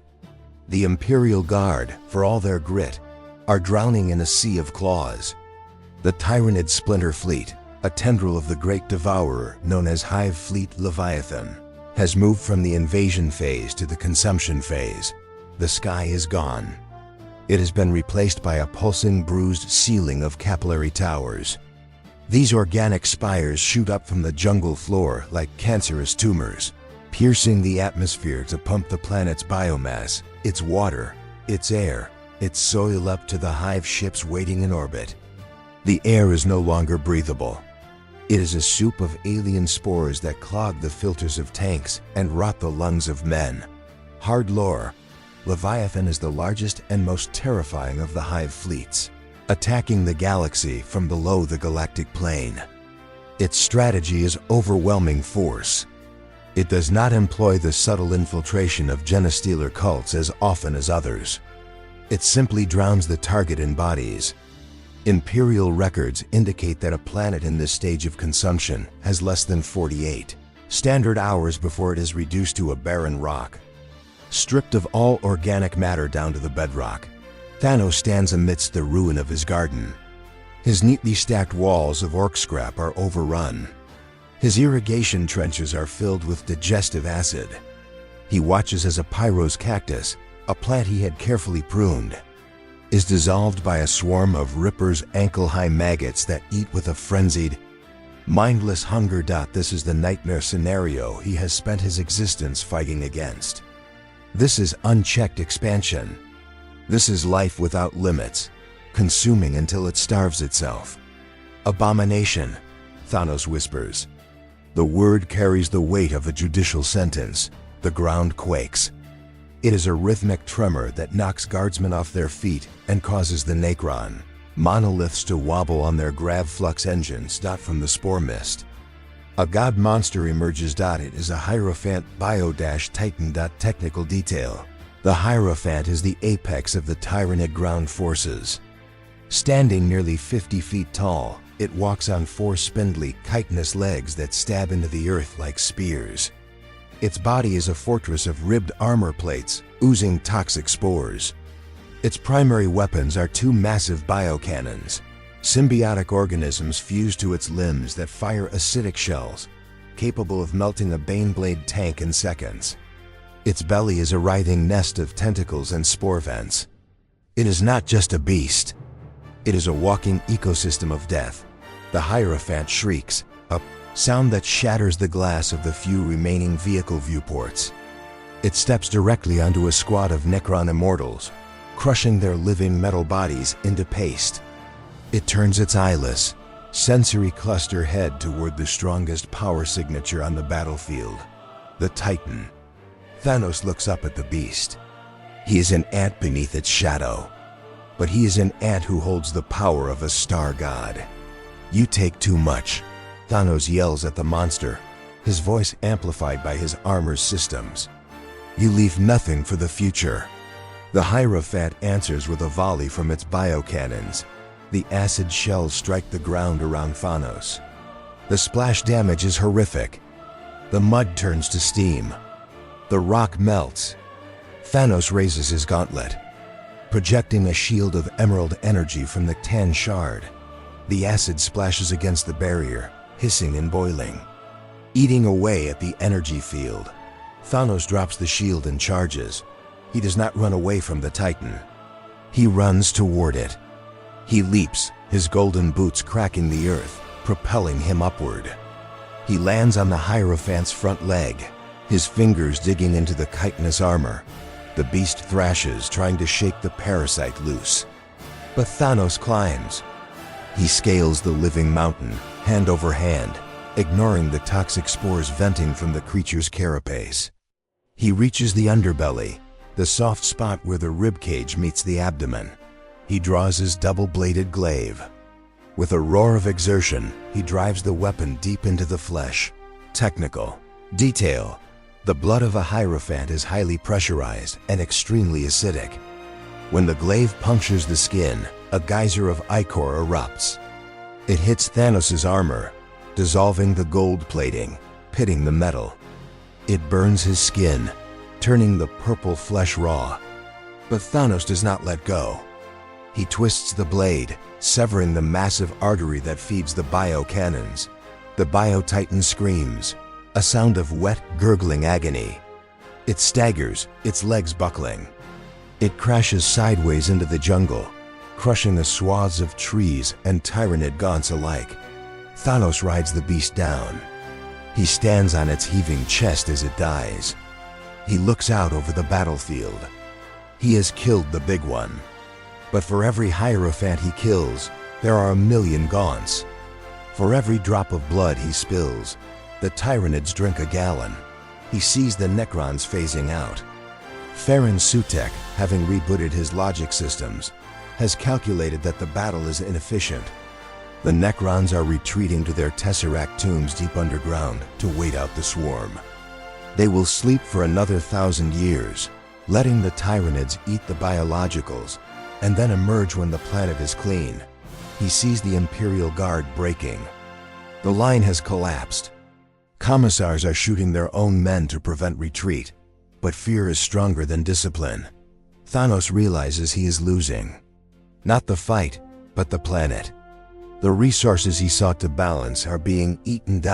He looks up at the sky, at the hive ships blocking out the suns. Scholarly ambiguity. The hive mind is often described as a singular, unknowable intelligence. But as it focuses on Thanos, does it feel fear? Or does it merely feel curiosity? Some radical magi suggest that the hive mind recognizes Thanos not as prey, but as a rival predator. It senses the Tan Shard. It senses the infinity within him. And for the first time, the Great Devourer pauses. It hesitates to digest something that might be poisonous to its very soul. Thanos taps his comes beat again. "Inquisitor," he says, his voice strained with pain and exhaustion. "The garden is burning. We must start a backburn." "Explain," Koteas's voice comes back, filled with the static of the shadow in the warp. "We cannot save the jungle," Thanos says, looking at the dead bio-titan beneath his feet. "We must sacrifice half to save the whole. I need your ships to fire on my coordinates. I need you to burn the southern hemisphere." "You are asking me to exterminate us half the planet," Koteas replies. "There are regiments down there. There are my own men. They are already dead," Thanos says coldly. "They just haven't fallen yet. Do it, or the whole world becomes biomass for the fleet. Starve the beast." There is silence on the line. Koteas is a hard man, a man who has condemned billions to death with a signature. But this is a callousness that rivals his own. It is the logic of a machine applied by a living soul. "If I do this," Koteas says, "you will be in the fire zone." "I will survive," Thanos replies. "I always do." You watch as the sky lights up, not with the green of the Necrons or the purple of the warp, but with the holy orange fire of Imperial lance batteries. The Victus and the Catachan of Fire open up their bombardment cannons. Beams of coherent light slam into the jungle miles to the south. The impact creates a wall of fire that stretches from horizon to horizon. It is a firestorm that consumes everything: Tyranids, trees, and the trapped guardsmen of the rear guard. Thanos watches the fire approach. He stands on the corpse of the Titan, the flames reflecting in his eyes. He does not look triumphant. He looks mournful. He is burning the garden to save the house. The Tyranids screech as their biomass is vaporized. The hive mind recoils, denied the feast it was promised. The advance stalls, cut off by a wall of thermal death. Thanos turns his back on the fire.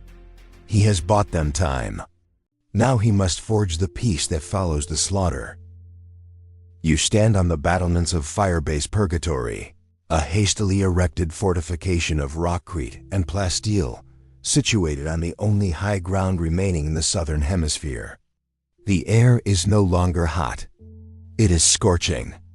The heat from the orbital bombardment that Thanos ordered the backburn has turned the horizon into a glowing ribbon of orange and black. You can feel the thermal radiation on your skin, a dry, cracking heat that sucks the moisture from your eyes. Below you, the jungle is gone. In its place is a sea of ash, drifting like gray snow in the turbulent winds. And moving through that ash, silhouetted against the firestorm, is the Titan. Thanos walks toward the Imperial lines. He is alone. His golden armor is blackened by soot, his purple skin marked by the burns of Tyranid acid and Necron Gauss fire. He drags his glaive behind him, carving a deep furrow in the vitrified earth. He does not run. He walks with the heavy, inevitable cadence of a pendulum. The walls of the firebase are lined with the barrels of las cannons, heavy bolters, and the terrified faces of the Catachan the 2nd Regiment. Every weapon is trained on him. The order to fire is on the tip of 100 tongues, held back only by the presence of the Lord Inquisitor. Koteas stands at the gate. His Daemon Hammer is active, crackling with disruptive energy. He watches the alien approach. He knows what this creature has done. He knows that the firestorm destroyed 3 full regiments of the Astra Militarum, who were unable to retreat in time. "You are a butcher," Koteas says as Thanos stops 10 meters from the gate. The Voxcasters carry the Inquisitor's voice over the howling wind. "You sacrificed loyal servants of the Emperor to save a patch of dirt." Thanos looks up at the Inquisitor. His eyes are old, filled with the terrible burden of the big picture. "I sacrificed the few to save the many," Thanos replies, his voice devoid of apology. "It is a calculus your Imperium performs every day. You simply lack the courage to admit it. You call it martyrdom. I call it logistics. The tension is a physical weight. The Raptors Astartes on the wall tense, their fingers tightening on their bolters. To hear a Xenos speak with such moral authority is a heresy that makes their psycho-conditioned minds real. But before Cotes can retort, the ash cloud shifts. The ground begins to tremble. The bombardment slowed the Tyranids, but it did not stop them. The hive mind has adapted. From the smoke they come. Not the ground swarms this time, but the sky-blight. Technical detail: gargoyles. They are the bat-winged horrors of the Tyranid swarm. Their bodies are gaunt, atrophied, hanging beneath leathery wings that span 3 meters. They carry flesh burers, symbiotic guns that fire beetles which burrow into the target's flesh. But these are not standard gargoyles. The hive mind, reacting to the heat of the firestorm, has evolved them in real time. Their carapaces are heat-shielded, gleaming with a secretion that ablates thermal energy. They dive from the smoke like meteors. "Open the gate," Thanos commands. It is not a request. Cotes looks at the swarm blotting out the sky. He looks at the Titan.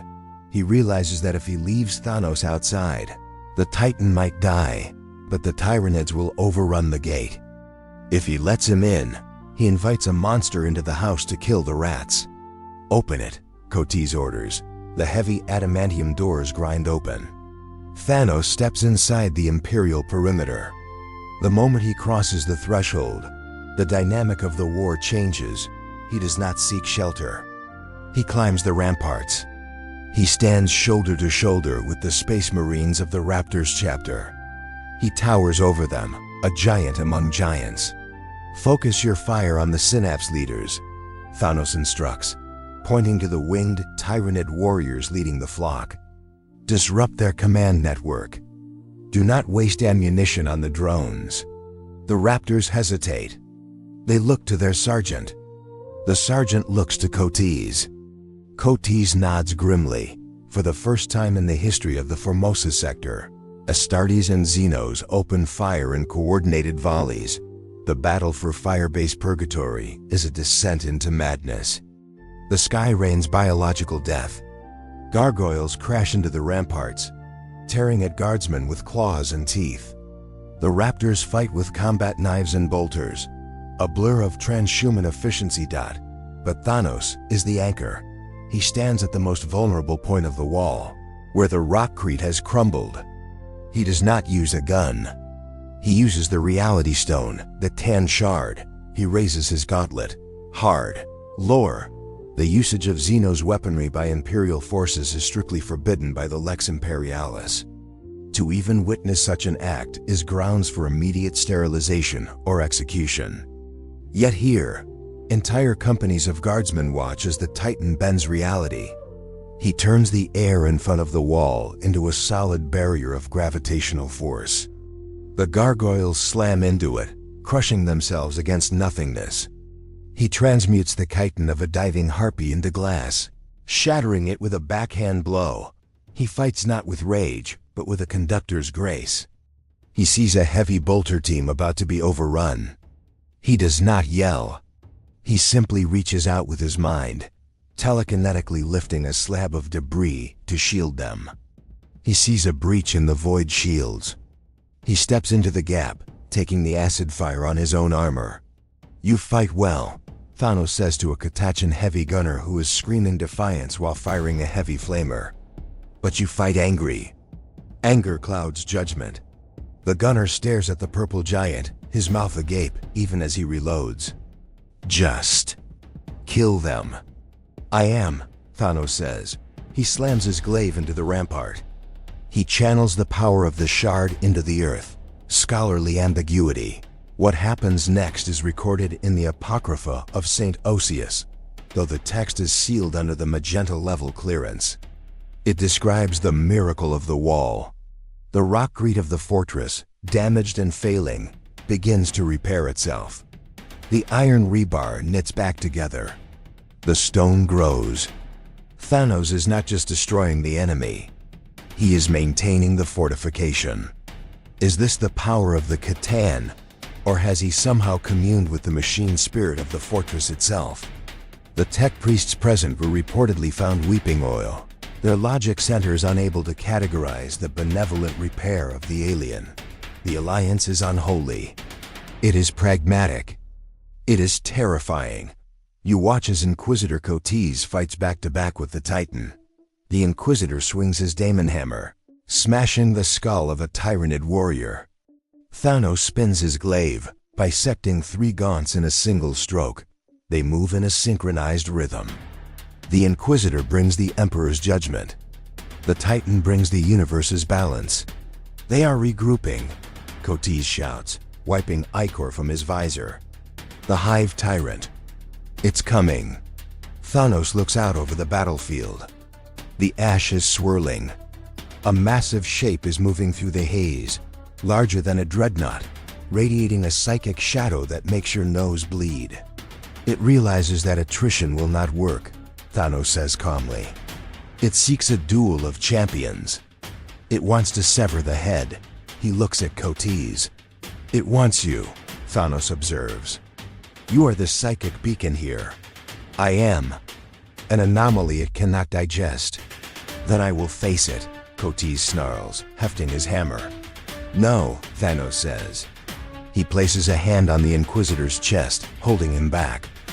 You are necessary for the administration of this sector. You have value. This beast is merely hunger. Thanos steps up onto the parapet. He looks down at the Swarmlord, emerging from the smoke, a 4-armed monster, wielding bone sabers that crackle with psychic energy. I will balance the equation. Thanos whispers that he leaps from the wall. He does not fall. He descends like a meteor, his glaive raised, his purple aura trailing behind him. He lands directly in the path of the Swarmlord. The impact shakes the foundations of the firebase. The unholy alliance has held the wall. But now, the war moves to its final phase. The Titan against the apex predator.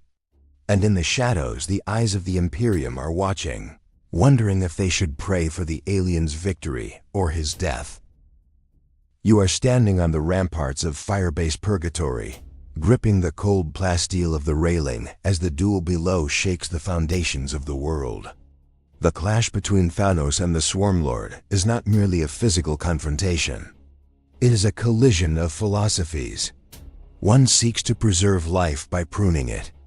The other seeks to consume life to fuel its own expansion. The Swarmlord is a blur of chitin and bone. It moves with a speed that defies its massive bulk, its 4 arms weaving a complex web of death with its bone sabers. Technical detail. The bone sabers of a Swarmlord are not merely sharp. They are psychic conduits, grown from the crystalline structure of the Hive Tyrant's own skeleton. They vibrate with the screaming will of the Hive mind. When they strike, they do not just cut matter. They disrupt the warp signature of the target. A parry that would stop a power sword shatters against a bone saber as the psychic resonance overloads the opposing force field. Thanos is on the defensive. His double-bladed glaive spins in a defensive vortex, sparks flying as he deflects blow after blow. His golden armor is rent in a dozen places, bleeding purple ichor that sizzles on the muddy ground. The Swarmlord is faster, older, and driven by the collective combat experience of a billion devoured species. You struggle, the Swarmlord projects into Thanos' mind, not in words, but in a series of impulses. Hunter, prey, meat. Thanos grunts, catching 2 of the sabers on the shaft of his glaive. He leans in, his face inches from the alien horror. I do not struggle, Thanos strains, his muscles bulging as he holds back the press. I calculate. He headbutts the Swarmlord. The impact cracks the tyrant's chitinous crest. Thanos uses the momentary stun to deliver a kick to the creature's midsection, sending the multi-ton beast skidding back through the mud. Thanos does not pursue. He stands amidst the carnage, breathing heavily. He looks up. The capillary towers are pulsating, pumping the lifeblood of Catachan into orbit. The jungle is dying. The Tyranids are winning the war of attrition because they are turning the dead, both Imperial and Xenos, into more Tyranids. he realizes the flaw in his alliance. He is fighting a forest fire with a water pistol. To stop the fire, he must remove the fuel. Inquisitor! Thanos bellows, his voice carrying over the battlefield to the ramparts where Cotis watches. The equation remains unbalanced. The parasite feeds faster than we can kill. Then fight harder, Titan. Cotis screams back, firing his Stormbolter into the horde. No, Thanos says softly. He drops his glaive. It lands in the mud with a heavy thud. The battlefield goes quiet. The raptors, the guardsmen, even the Tyranids seem to pause at this act of surrender. The Swarmlord hisses, sensing a trap, its sabers quivering. Thanos raises his left hand. The conchard of the Burning One pulses with a blinding viridian light. It is not the green of the Necrons, nor the green of the Orks. It is the green of raw, unshaped potential. This universe, Thanos speaks to the hive mind, is finite. Its resources finite. If life is left unchecked, life will cease to exist. It needs correction. He looks at the Swarmlord. I am that correction. He clenches his fist. There is no explosion. There is no thunderclap. There is only a sudden mute shift in the atmospheric pressure. A ripple of distortion expands from the Titan, moving at the speed of thought. It passes through the Swarmlord. It passes through the Tyranid swarm. It passes through the walls of Firebase Purgatory. It encircles the globe. Hard lore, the population of Catachan is difficult to census. But Imperial estimates place the regimental strength and civilian support at roughly 12 million souls, alongside a biosphere of trillions of organisms. In a single microsecond, the Catachan shard manipulates the weak nuclear force binding the atoms of living matter. It introduces a random integer into the biological stability of the planet. A coin flip. Heads, you exist. Tails, you become entropy. You watch in horror. The Swarmlord freezes mid-stride. It looks at its own arm. The chitin begins to flake. Not like dry skin, but like ash in a windstorm. The monster opens its maw to screech, but only dust comes out. Its eyes dim. The massive bioconstruct collapses, dissolving into a pile of gray.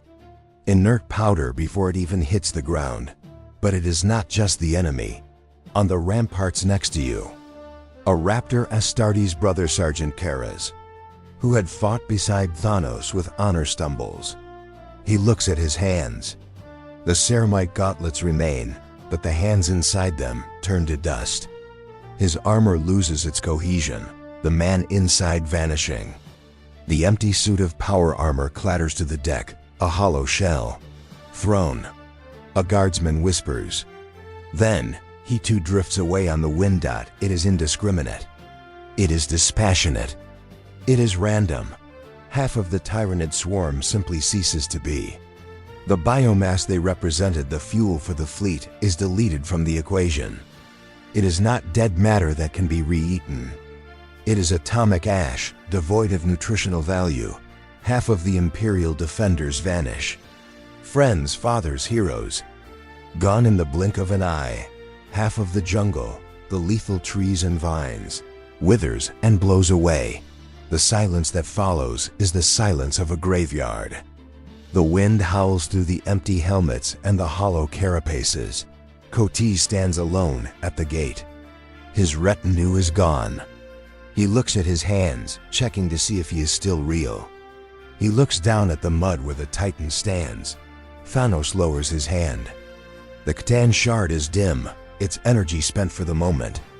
The Titan looks exhausted, his purple skin pale. He does not look happy. He looks like a man who has just put down a beloved pet. What have you done? Cotis whispers, the horror breaking through his psycho-conditioning. You murdered them. You murdered half the planet. I saved the other half, Thanos replies, picking up his glaive. He points to the sky. The capillary towers are collapsing. The flow of biomass has stopped. The hive mind, a creature of pure logic and hunger, has recoiled. It has calculated the caloric expenditure of the invasion versus the biomass remaining.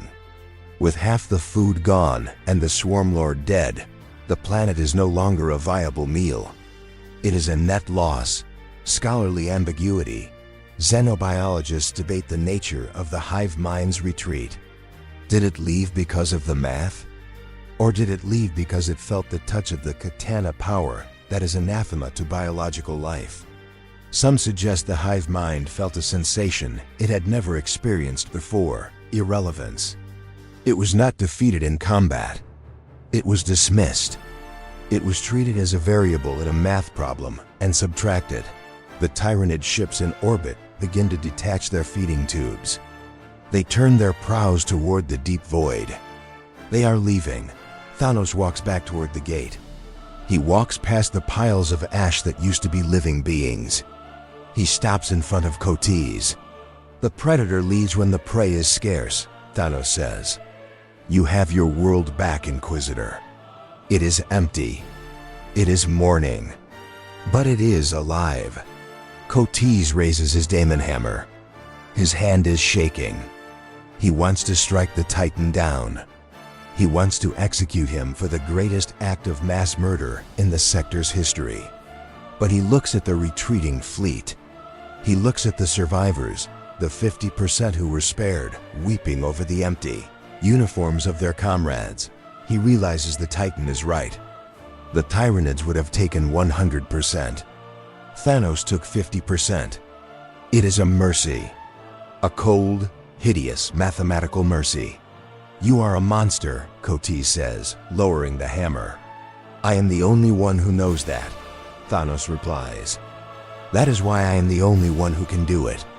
He walks past the Inquisitor, entering the fortress not as a savior, but as a necessary evil.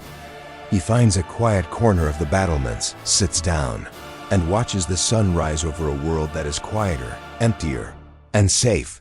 But the galaxy does not tolerate such displays of power without consequence. The energy release of this snap was not just felt on Catachan. It rippled through the warp. It echoed in the halls of the High Lords, and far away.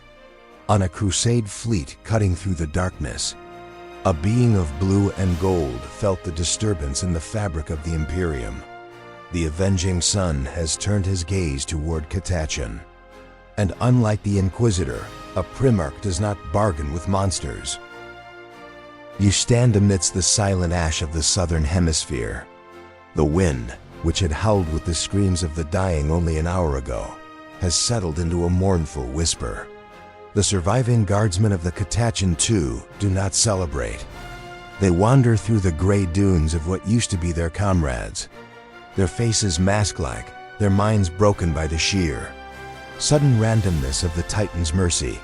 Thanos sits on a slab of vitrified rockreed, cleaning the Tyranid ichor from his double-bladed glaive with a rag torn from a commissar's greatcoat. He looks tired. Using the Khan shard to rewrite the atomic structure of a planet has drained him. The Infinity Stone, or its proxy in this universe, demands a toll from the wielder. His left arm is charred, the purple skin cracked and glowing with faint emerald veins. He looks up. He feels the pressure before he sees the ships. The sky above Catachan, recently vacated by the bioships of the hive mind, is filled again. But this is not the organic clutter of the Tyranids, nor the brutalist geometry of the Necrons. This is the majesty of the Indomitus Crusade. Breaking the cloud layer is a vessel that defies the senses. It is the Macrag's Honor, the Gloriana-class flagship of the 13th Legion. Hard lore. This ship is 26 kilometers of floating Gothic cathedral. Constructed in M30 by the shipwrights of Calth, it survived the betrayal at Calth, the hunt for the word bearers, and 10,000 years of war. It is not merely a warship. It is a flying continent, armed with lance batteries capable of cracking a planet's crust and void shields that can weather the heart of a supernova dot. It hangs in the sky like a second moon, casting a shadow that swallows the entire fire zone. From its launch bays, a flight of Thunderhawk gunships descends.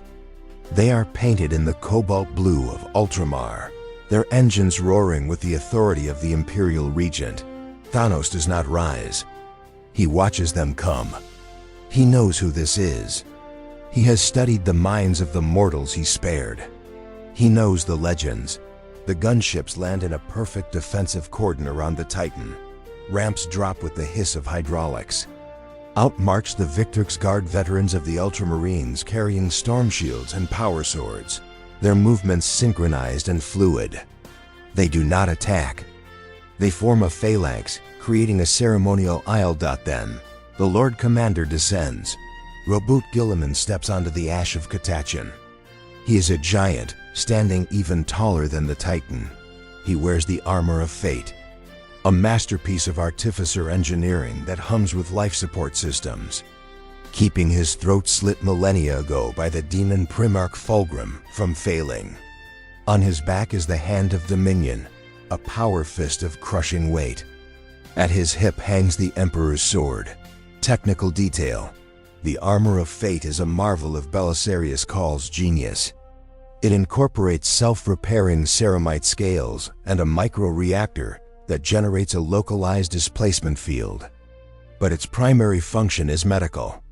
You can hear the faint, rhythmic hiss-click of the chem injectors cycling, pumping stimulants and painkillers into the Primarch's veins, allowing him to function despite wounds that would kill a dreadnought. Guilliman removes his helmet. His face is patrician, noble, framing eyes that have seen the galaxy burn and rebuilt it from the ashes. He looks at the devastation. He looks at the piles of ash that were once men. He looks at Thanos. The two administrators lock eyes. "You are the anomaly," Guilliman states. His voice is not the gravelly rumble of Thanos. It is the clear, ringing tone of a bell. It projects authority not through volume, but through absolute certainty. "I am the solution," Thanos replies, finally standing. He leans on his glaive, favoring his left side. "I did what your empire could not. I saved this world." Guilliman walks forward, his boots crushing the ash. He stops 5 meters from the Titan. He surveys the battlefield with the mind of a logistical supercomputer. He calculates the casualty rates. He sees the retreat of the Tyranids. He understands the math perfectly. "You culled the population," Guilliman says, his tone neutral, clinical. "A 50% reduction in biomass to create a net negative caloric value for the Hive Fleet. It is a logical strategy." "It is the only strategy," Thanos says. "Your Inquisition would have burned the whole world. I saved half." "You mistake efficiency for morality," Guilliman counters. "You usurped the right of existence. Who gave you the mandate to decide who lives and who dies? Was it a council? A senate? Or was it merely your own ego?" Thanos sneers, a flash of irritation crossing his stoic features. "The mandate of necessity. I see a universe hurtling toward oblivion, choked by its own excess. I have the will to act. That is my mandate. Will is not enough." Guilliman steps closer, his hand resting on the pommel of his sword. "My brother Horus had will.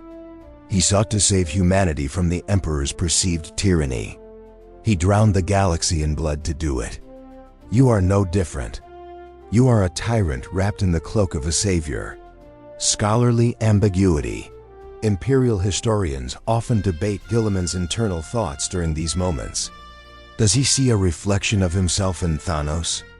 Guilliman is the master of Ultramar, a man who believes in structured, ordered civilization. He too makes hard choices. He too spends lives like currency. Does he hate Thanos because the alien is a monster, or because the alien is a mirror showing Guilliman what he could become if he stripped away his humanity? "I am not a tyrant," Thanos growls, the conchard flaring faintly. "I am a gardener. I prune the weeds. These were not weeds." Guilliman's voice rises, cracking with sudden terrible anger. "These were men. They were souls. They had duty, they had honor, they had names. You erased them like errors on a ledger. The Primarch draws the Emperor's sword. The blade erupts in flames. But this is not the Promethean fire of the Dreadnought. This is psychic fire. It burns with a golden, blinding light that chases away the shadows of the ash cloud. It is the anathema. It is the physical manifestation of the Emperor's wrath. Thanos recoils slightly. For the first time since arriving in this universe, he feels true pain.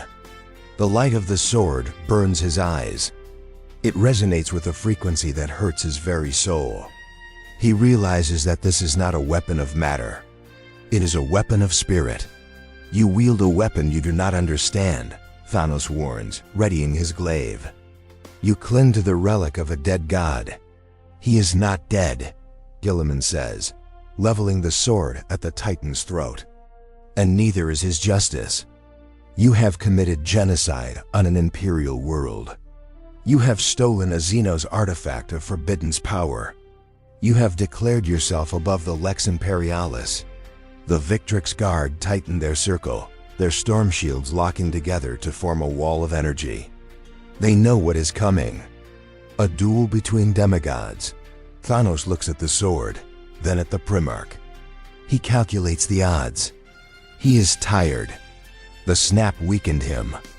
Guilliman is fresh, armored in the best war gear the galaxy can produce, and wields a sword that can permanently kill demons, but Thanos does not know how to yield.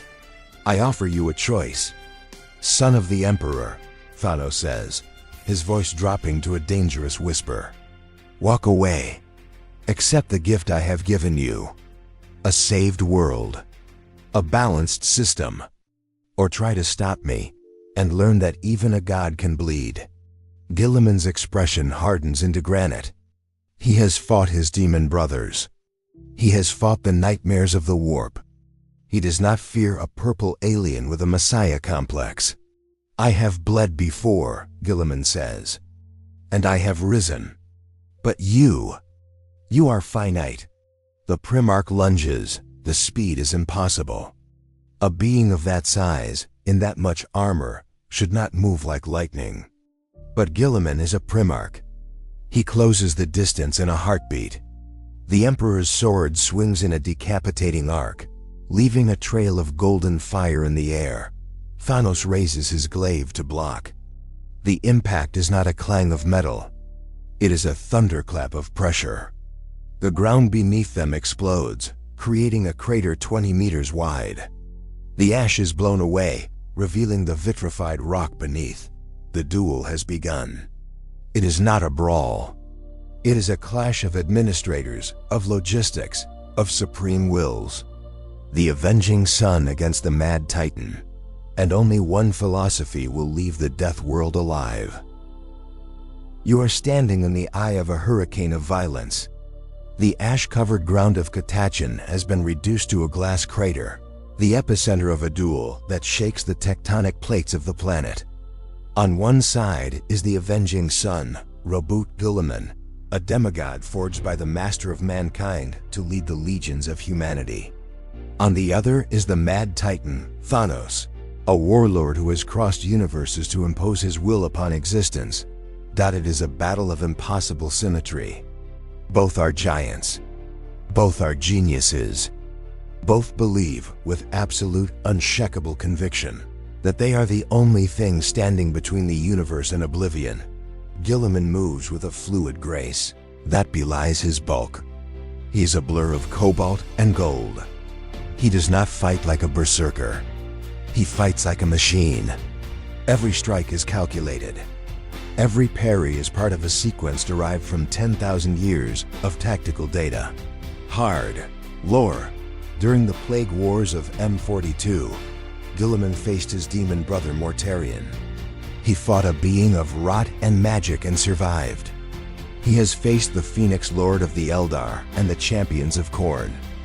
His combat doctrine is the Codex Astartes made flesh, a perfect balance of offense and defense, designed to exploit the micro-errors of an opponent. He lunges, the Emperor's sword screaming through the air.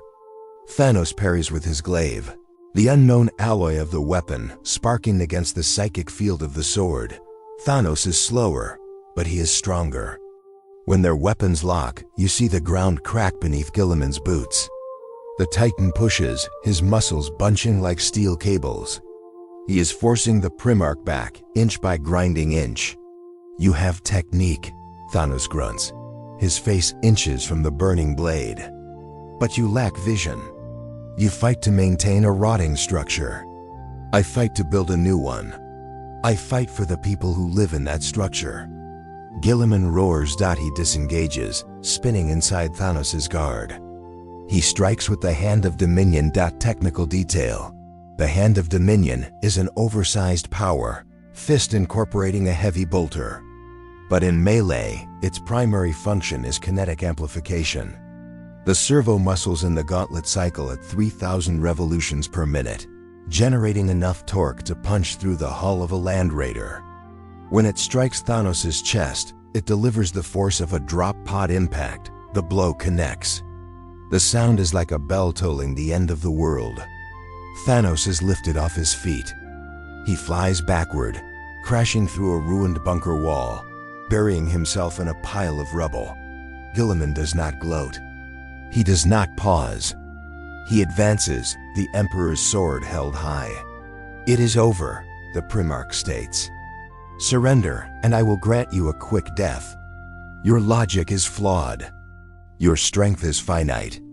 But the rubble explodes. Thanos rises. His chestplate is dented, the golden metal cracked, revealing the purple skin beneath, which is bruised and bleeding.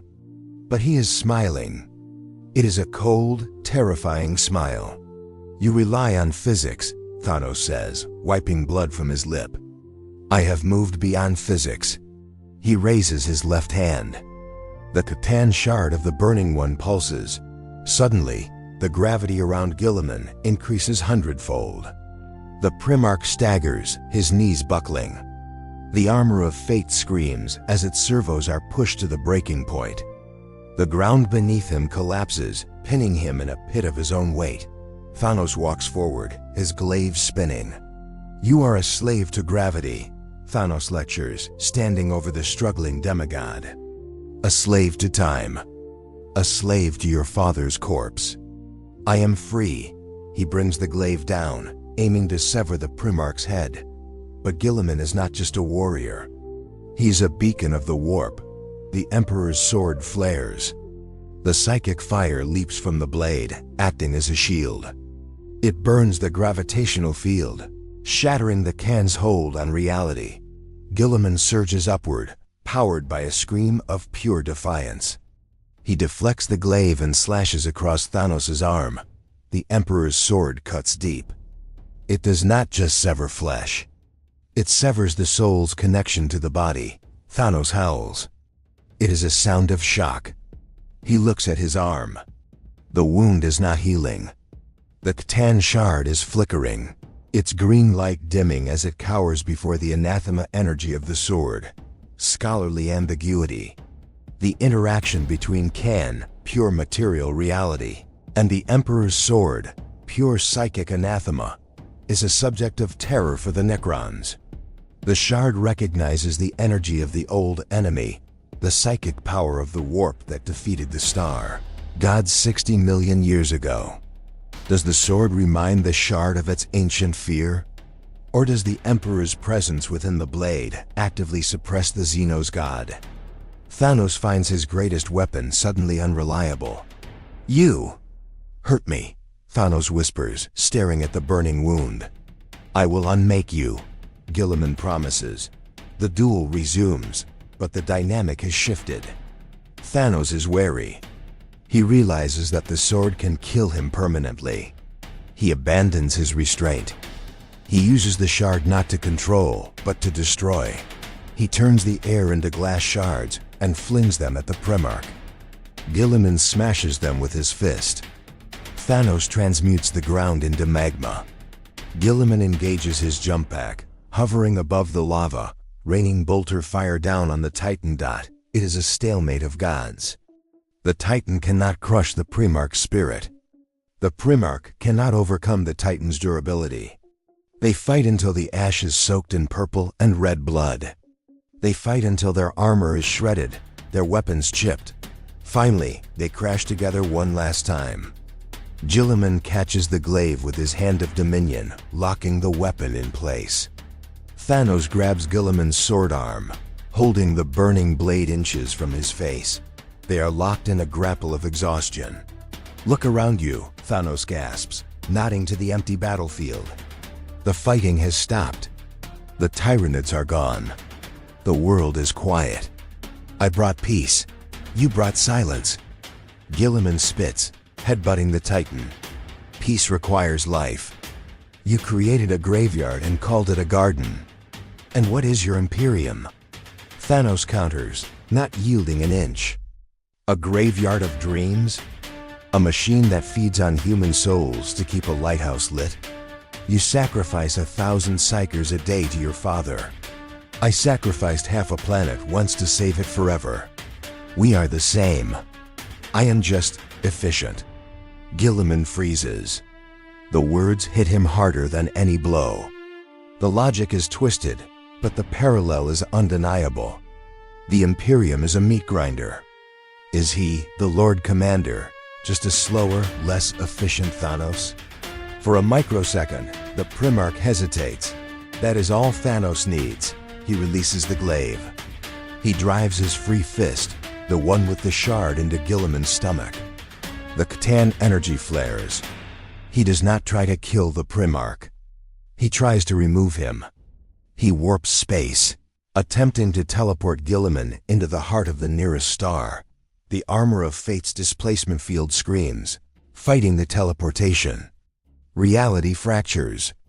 The two are surrounded by a vortex of green and gold light, but before the Titan can finish the banishment, a new variable enters the equation. The air in the clearing drops to absolute zero. A sound echoes across the battlefield, a slow, mocking applause. Clap, clap. Bravo, a dry, metallic voice sneers.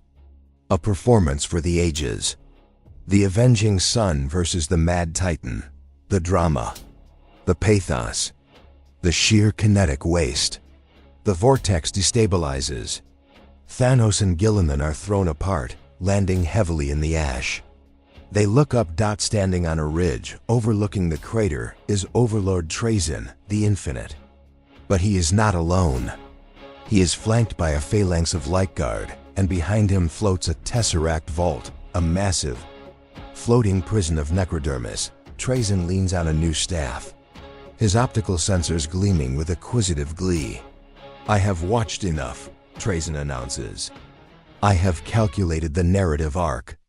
This is the climax, and I cannot allow either of you to spoil my collection by dying." He raises a small, glowing cube in his hand. A Tesseract labyrinth. "You," Trazyn points to Thanos. "You are a singular anomaly.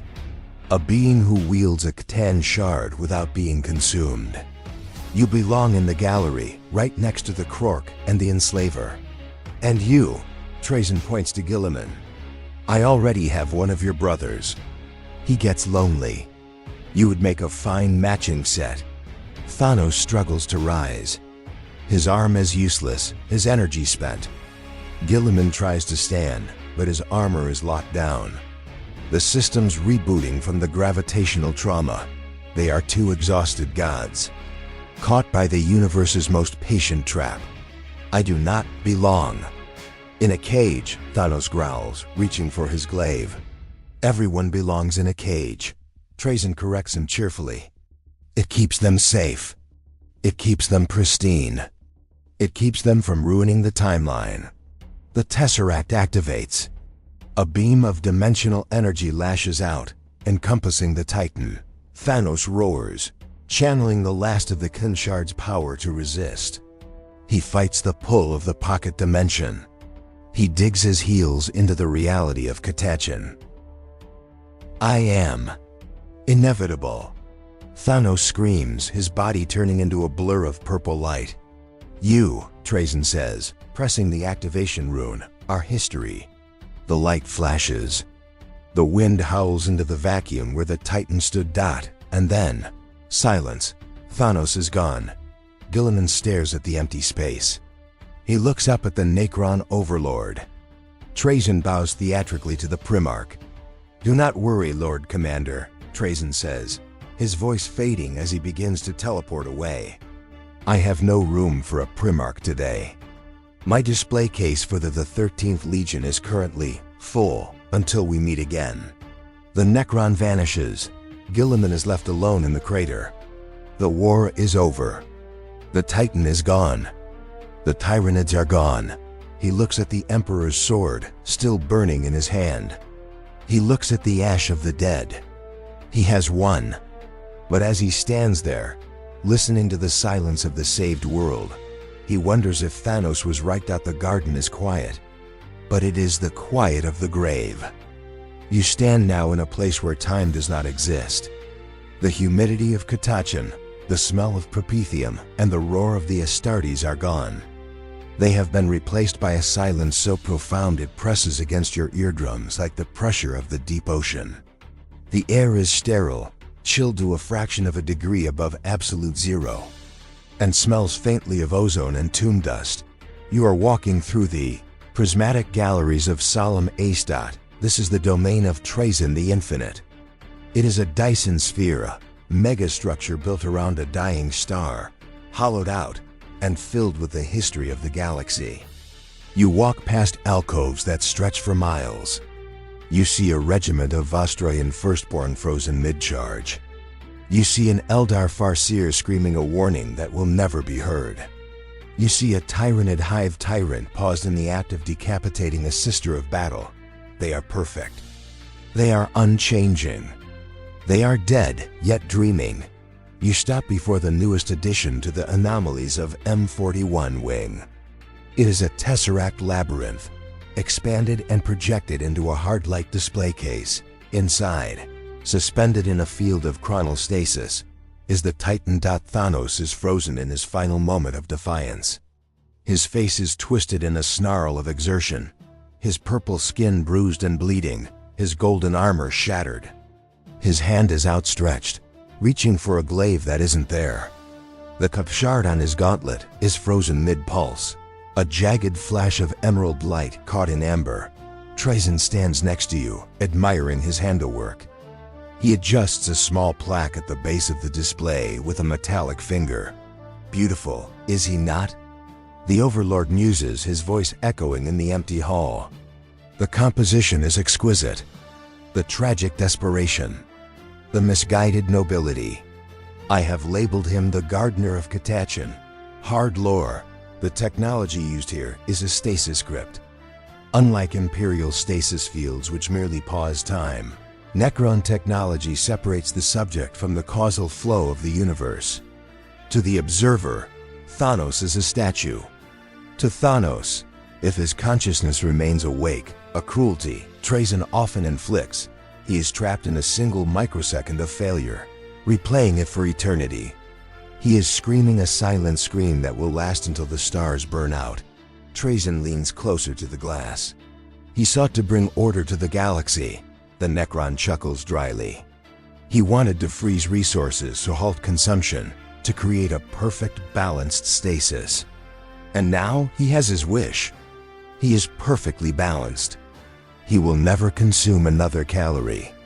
He will never kill another living thing. He's the ultimate order. The irony is horrific. The Titan who wanted to save the universe by stopping it has been stopped by a collector who saves the universe by boxing it. Thanos has become a resource, a curiosity, a footnote in the history of a galaxy that refuses to be tamed. You leave the gallery, the image of the frozen Titan burning in your mind. You drift back across the void, returning to the material realm, to the world he left behind. You stand once more on Catachan. It has been one standard Terran year since the day of the snap. The planet has changed. The southern hemisphere, the zone of the firestorm and the culling, is no longer a barren wasteland. The jungle has returned, but it is different. Technical detail. The flora growing in the Thanos scar is vibrant, almost aggressively healthy. The soil, enriched by the sudden influx of carbon from the vaporized biomass, has produced ironwood trees that are twice as thick as their ancestors. The spacing of the trees is strangely uniform. The tangled, choking undergrowth is less chaotic. Even the predators, the Catachan devils, and the trapdoor spiders seem to hunt with a new, terrifying efficiency. The ecosystem has absorbed the Titan's philosophy. It is leaner. It is meaner. It is balanced. The Imperium has quarantined the sector. The Inquisition has scrubbed the records. To the wider galaxy, the Tyranid invasion was repelled by the heroic sacrifice of the Catachan II and the intervention of the Ultramarines. The Titan is a myth, a swamp gas hallucination, a heresy spoken of only in whispers, but the scars remain on the souls of the survivors. You walk through a settlement, built on the edge of the scar. You see a shrine hidden in the back of a barracks. It is not dedicated to the God Emperor. On the altar sits a crude idol carved from purple stone. It depicts a giant hand, snapping its fingers, scholarly ambiguity. The Ordo Hereticus has already purged 3 cults of the balance. Within the local PDF, these cults preach that the Emperor is the shield, but the Titan was the sword. They believe that true salvation comes not from prayer, but from subtraction. They whisper that the galaxy is too full, and that the only way to save humanity is to cull it. It is a poisonous idea, a meme virus left behind by the alien. And it is spreading faster than any Genestealer infestation. And far away, on the bridge of the Macrag's Honor, a Primarch stands alone. Robot Guilliman looks at a data slate. It is a logistical report on the sector's tithe grades. Since the event, Catachan's output of refined promethium and medicinal compounds has increased by 300%. The population, reduced by half, is no longer starving. There are no food shortages. There is no overcrowding. The planet is thriving. Guilliman reads the numbers. He sees the efficiency. He sees the grateful universe Thanos promised. The Primarch closes his eyes. He feels the weight of the Emperor's sword at his hip. He remembers the duel. He remembers the logic of the monster. He was wrong, Guilliman whispers to the empty room, trying to convince himself. It is the peace of the graveyard. But the numbers do not lie. The Titan was efficient. And in a galaxy of war, efficiency is the most seductive god of all. Guilliman deletes the report. He purges the data. He cannot allow this truth to exist. He turns back to the star map, to the endless grinding war of the Indomitus Crusade. He chooses the struggle. He chooses the mess. He chooses the chaotic, starving, fighting teeming masses of humanity over the cold perfection of the Titan's garden. Because he knows what Thanos did not. Life is not an equation to be solved. It is a fire to be fed. You pull back now. You leave the Primarch to his burden. You leave the cultists to their whispers. You leave the frozen Titan to his eternal scream.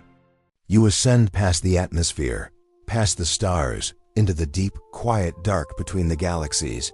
The story is over. The record is sealed.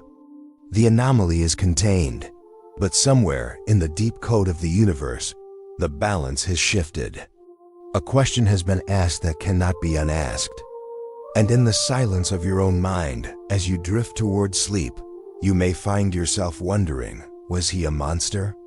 Or was he the only one with the will to do what was necessary? Asterisk, asterisk. The archives are closing now. The heavy iron doors of the scriptorum are swinging shut, sealing the forbidden truths away for another night. The hum of the cogitators fades into a low, rhythmic pulse, like the heartbeat of a sleeping leviathan. The lumens are dimming, casting long, soft shadows across the shelves of history. You have walked through the fire. You have stood amidst the ash. You have witnessed the clash of gods and the silence of the void. But that burden is not yours to carry any longer. The war is distant. The screams are just echoes in a data stack. Here, in the sanctuary of the dark, There's no heresy, no Xenos, no war. There is only peace. Let the tension drain from your shoulders like armor being removed after a long campaign. Let your breathing slow to the cadence of the ventilation fans, deep, steady, and calm. You are a loyal servant of the throne, and you have done your duty. You have listened. You have remembered. Now you have earned your rest. The Emperor protects the vigilant, but he also watches over the sleeping. His light is not just a burning brand. It is a warm hearth in the cold universe. Imagine that light now, a golden shield wrapping around you, keeping the nightmares of the warp at bay. Within his light, you are safe. Within his silence, you are whole. The galaxy will still be there when you wake. The war will wait. The crusade will continue. But for now, the data slate is blank. The mission is complete. Drift into the velvet embrace of the void, where there is no pain, only the quiet, endless drift of the stars. Sleep now, citizen. The Emperor protects.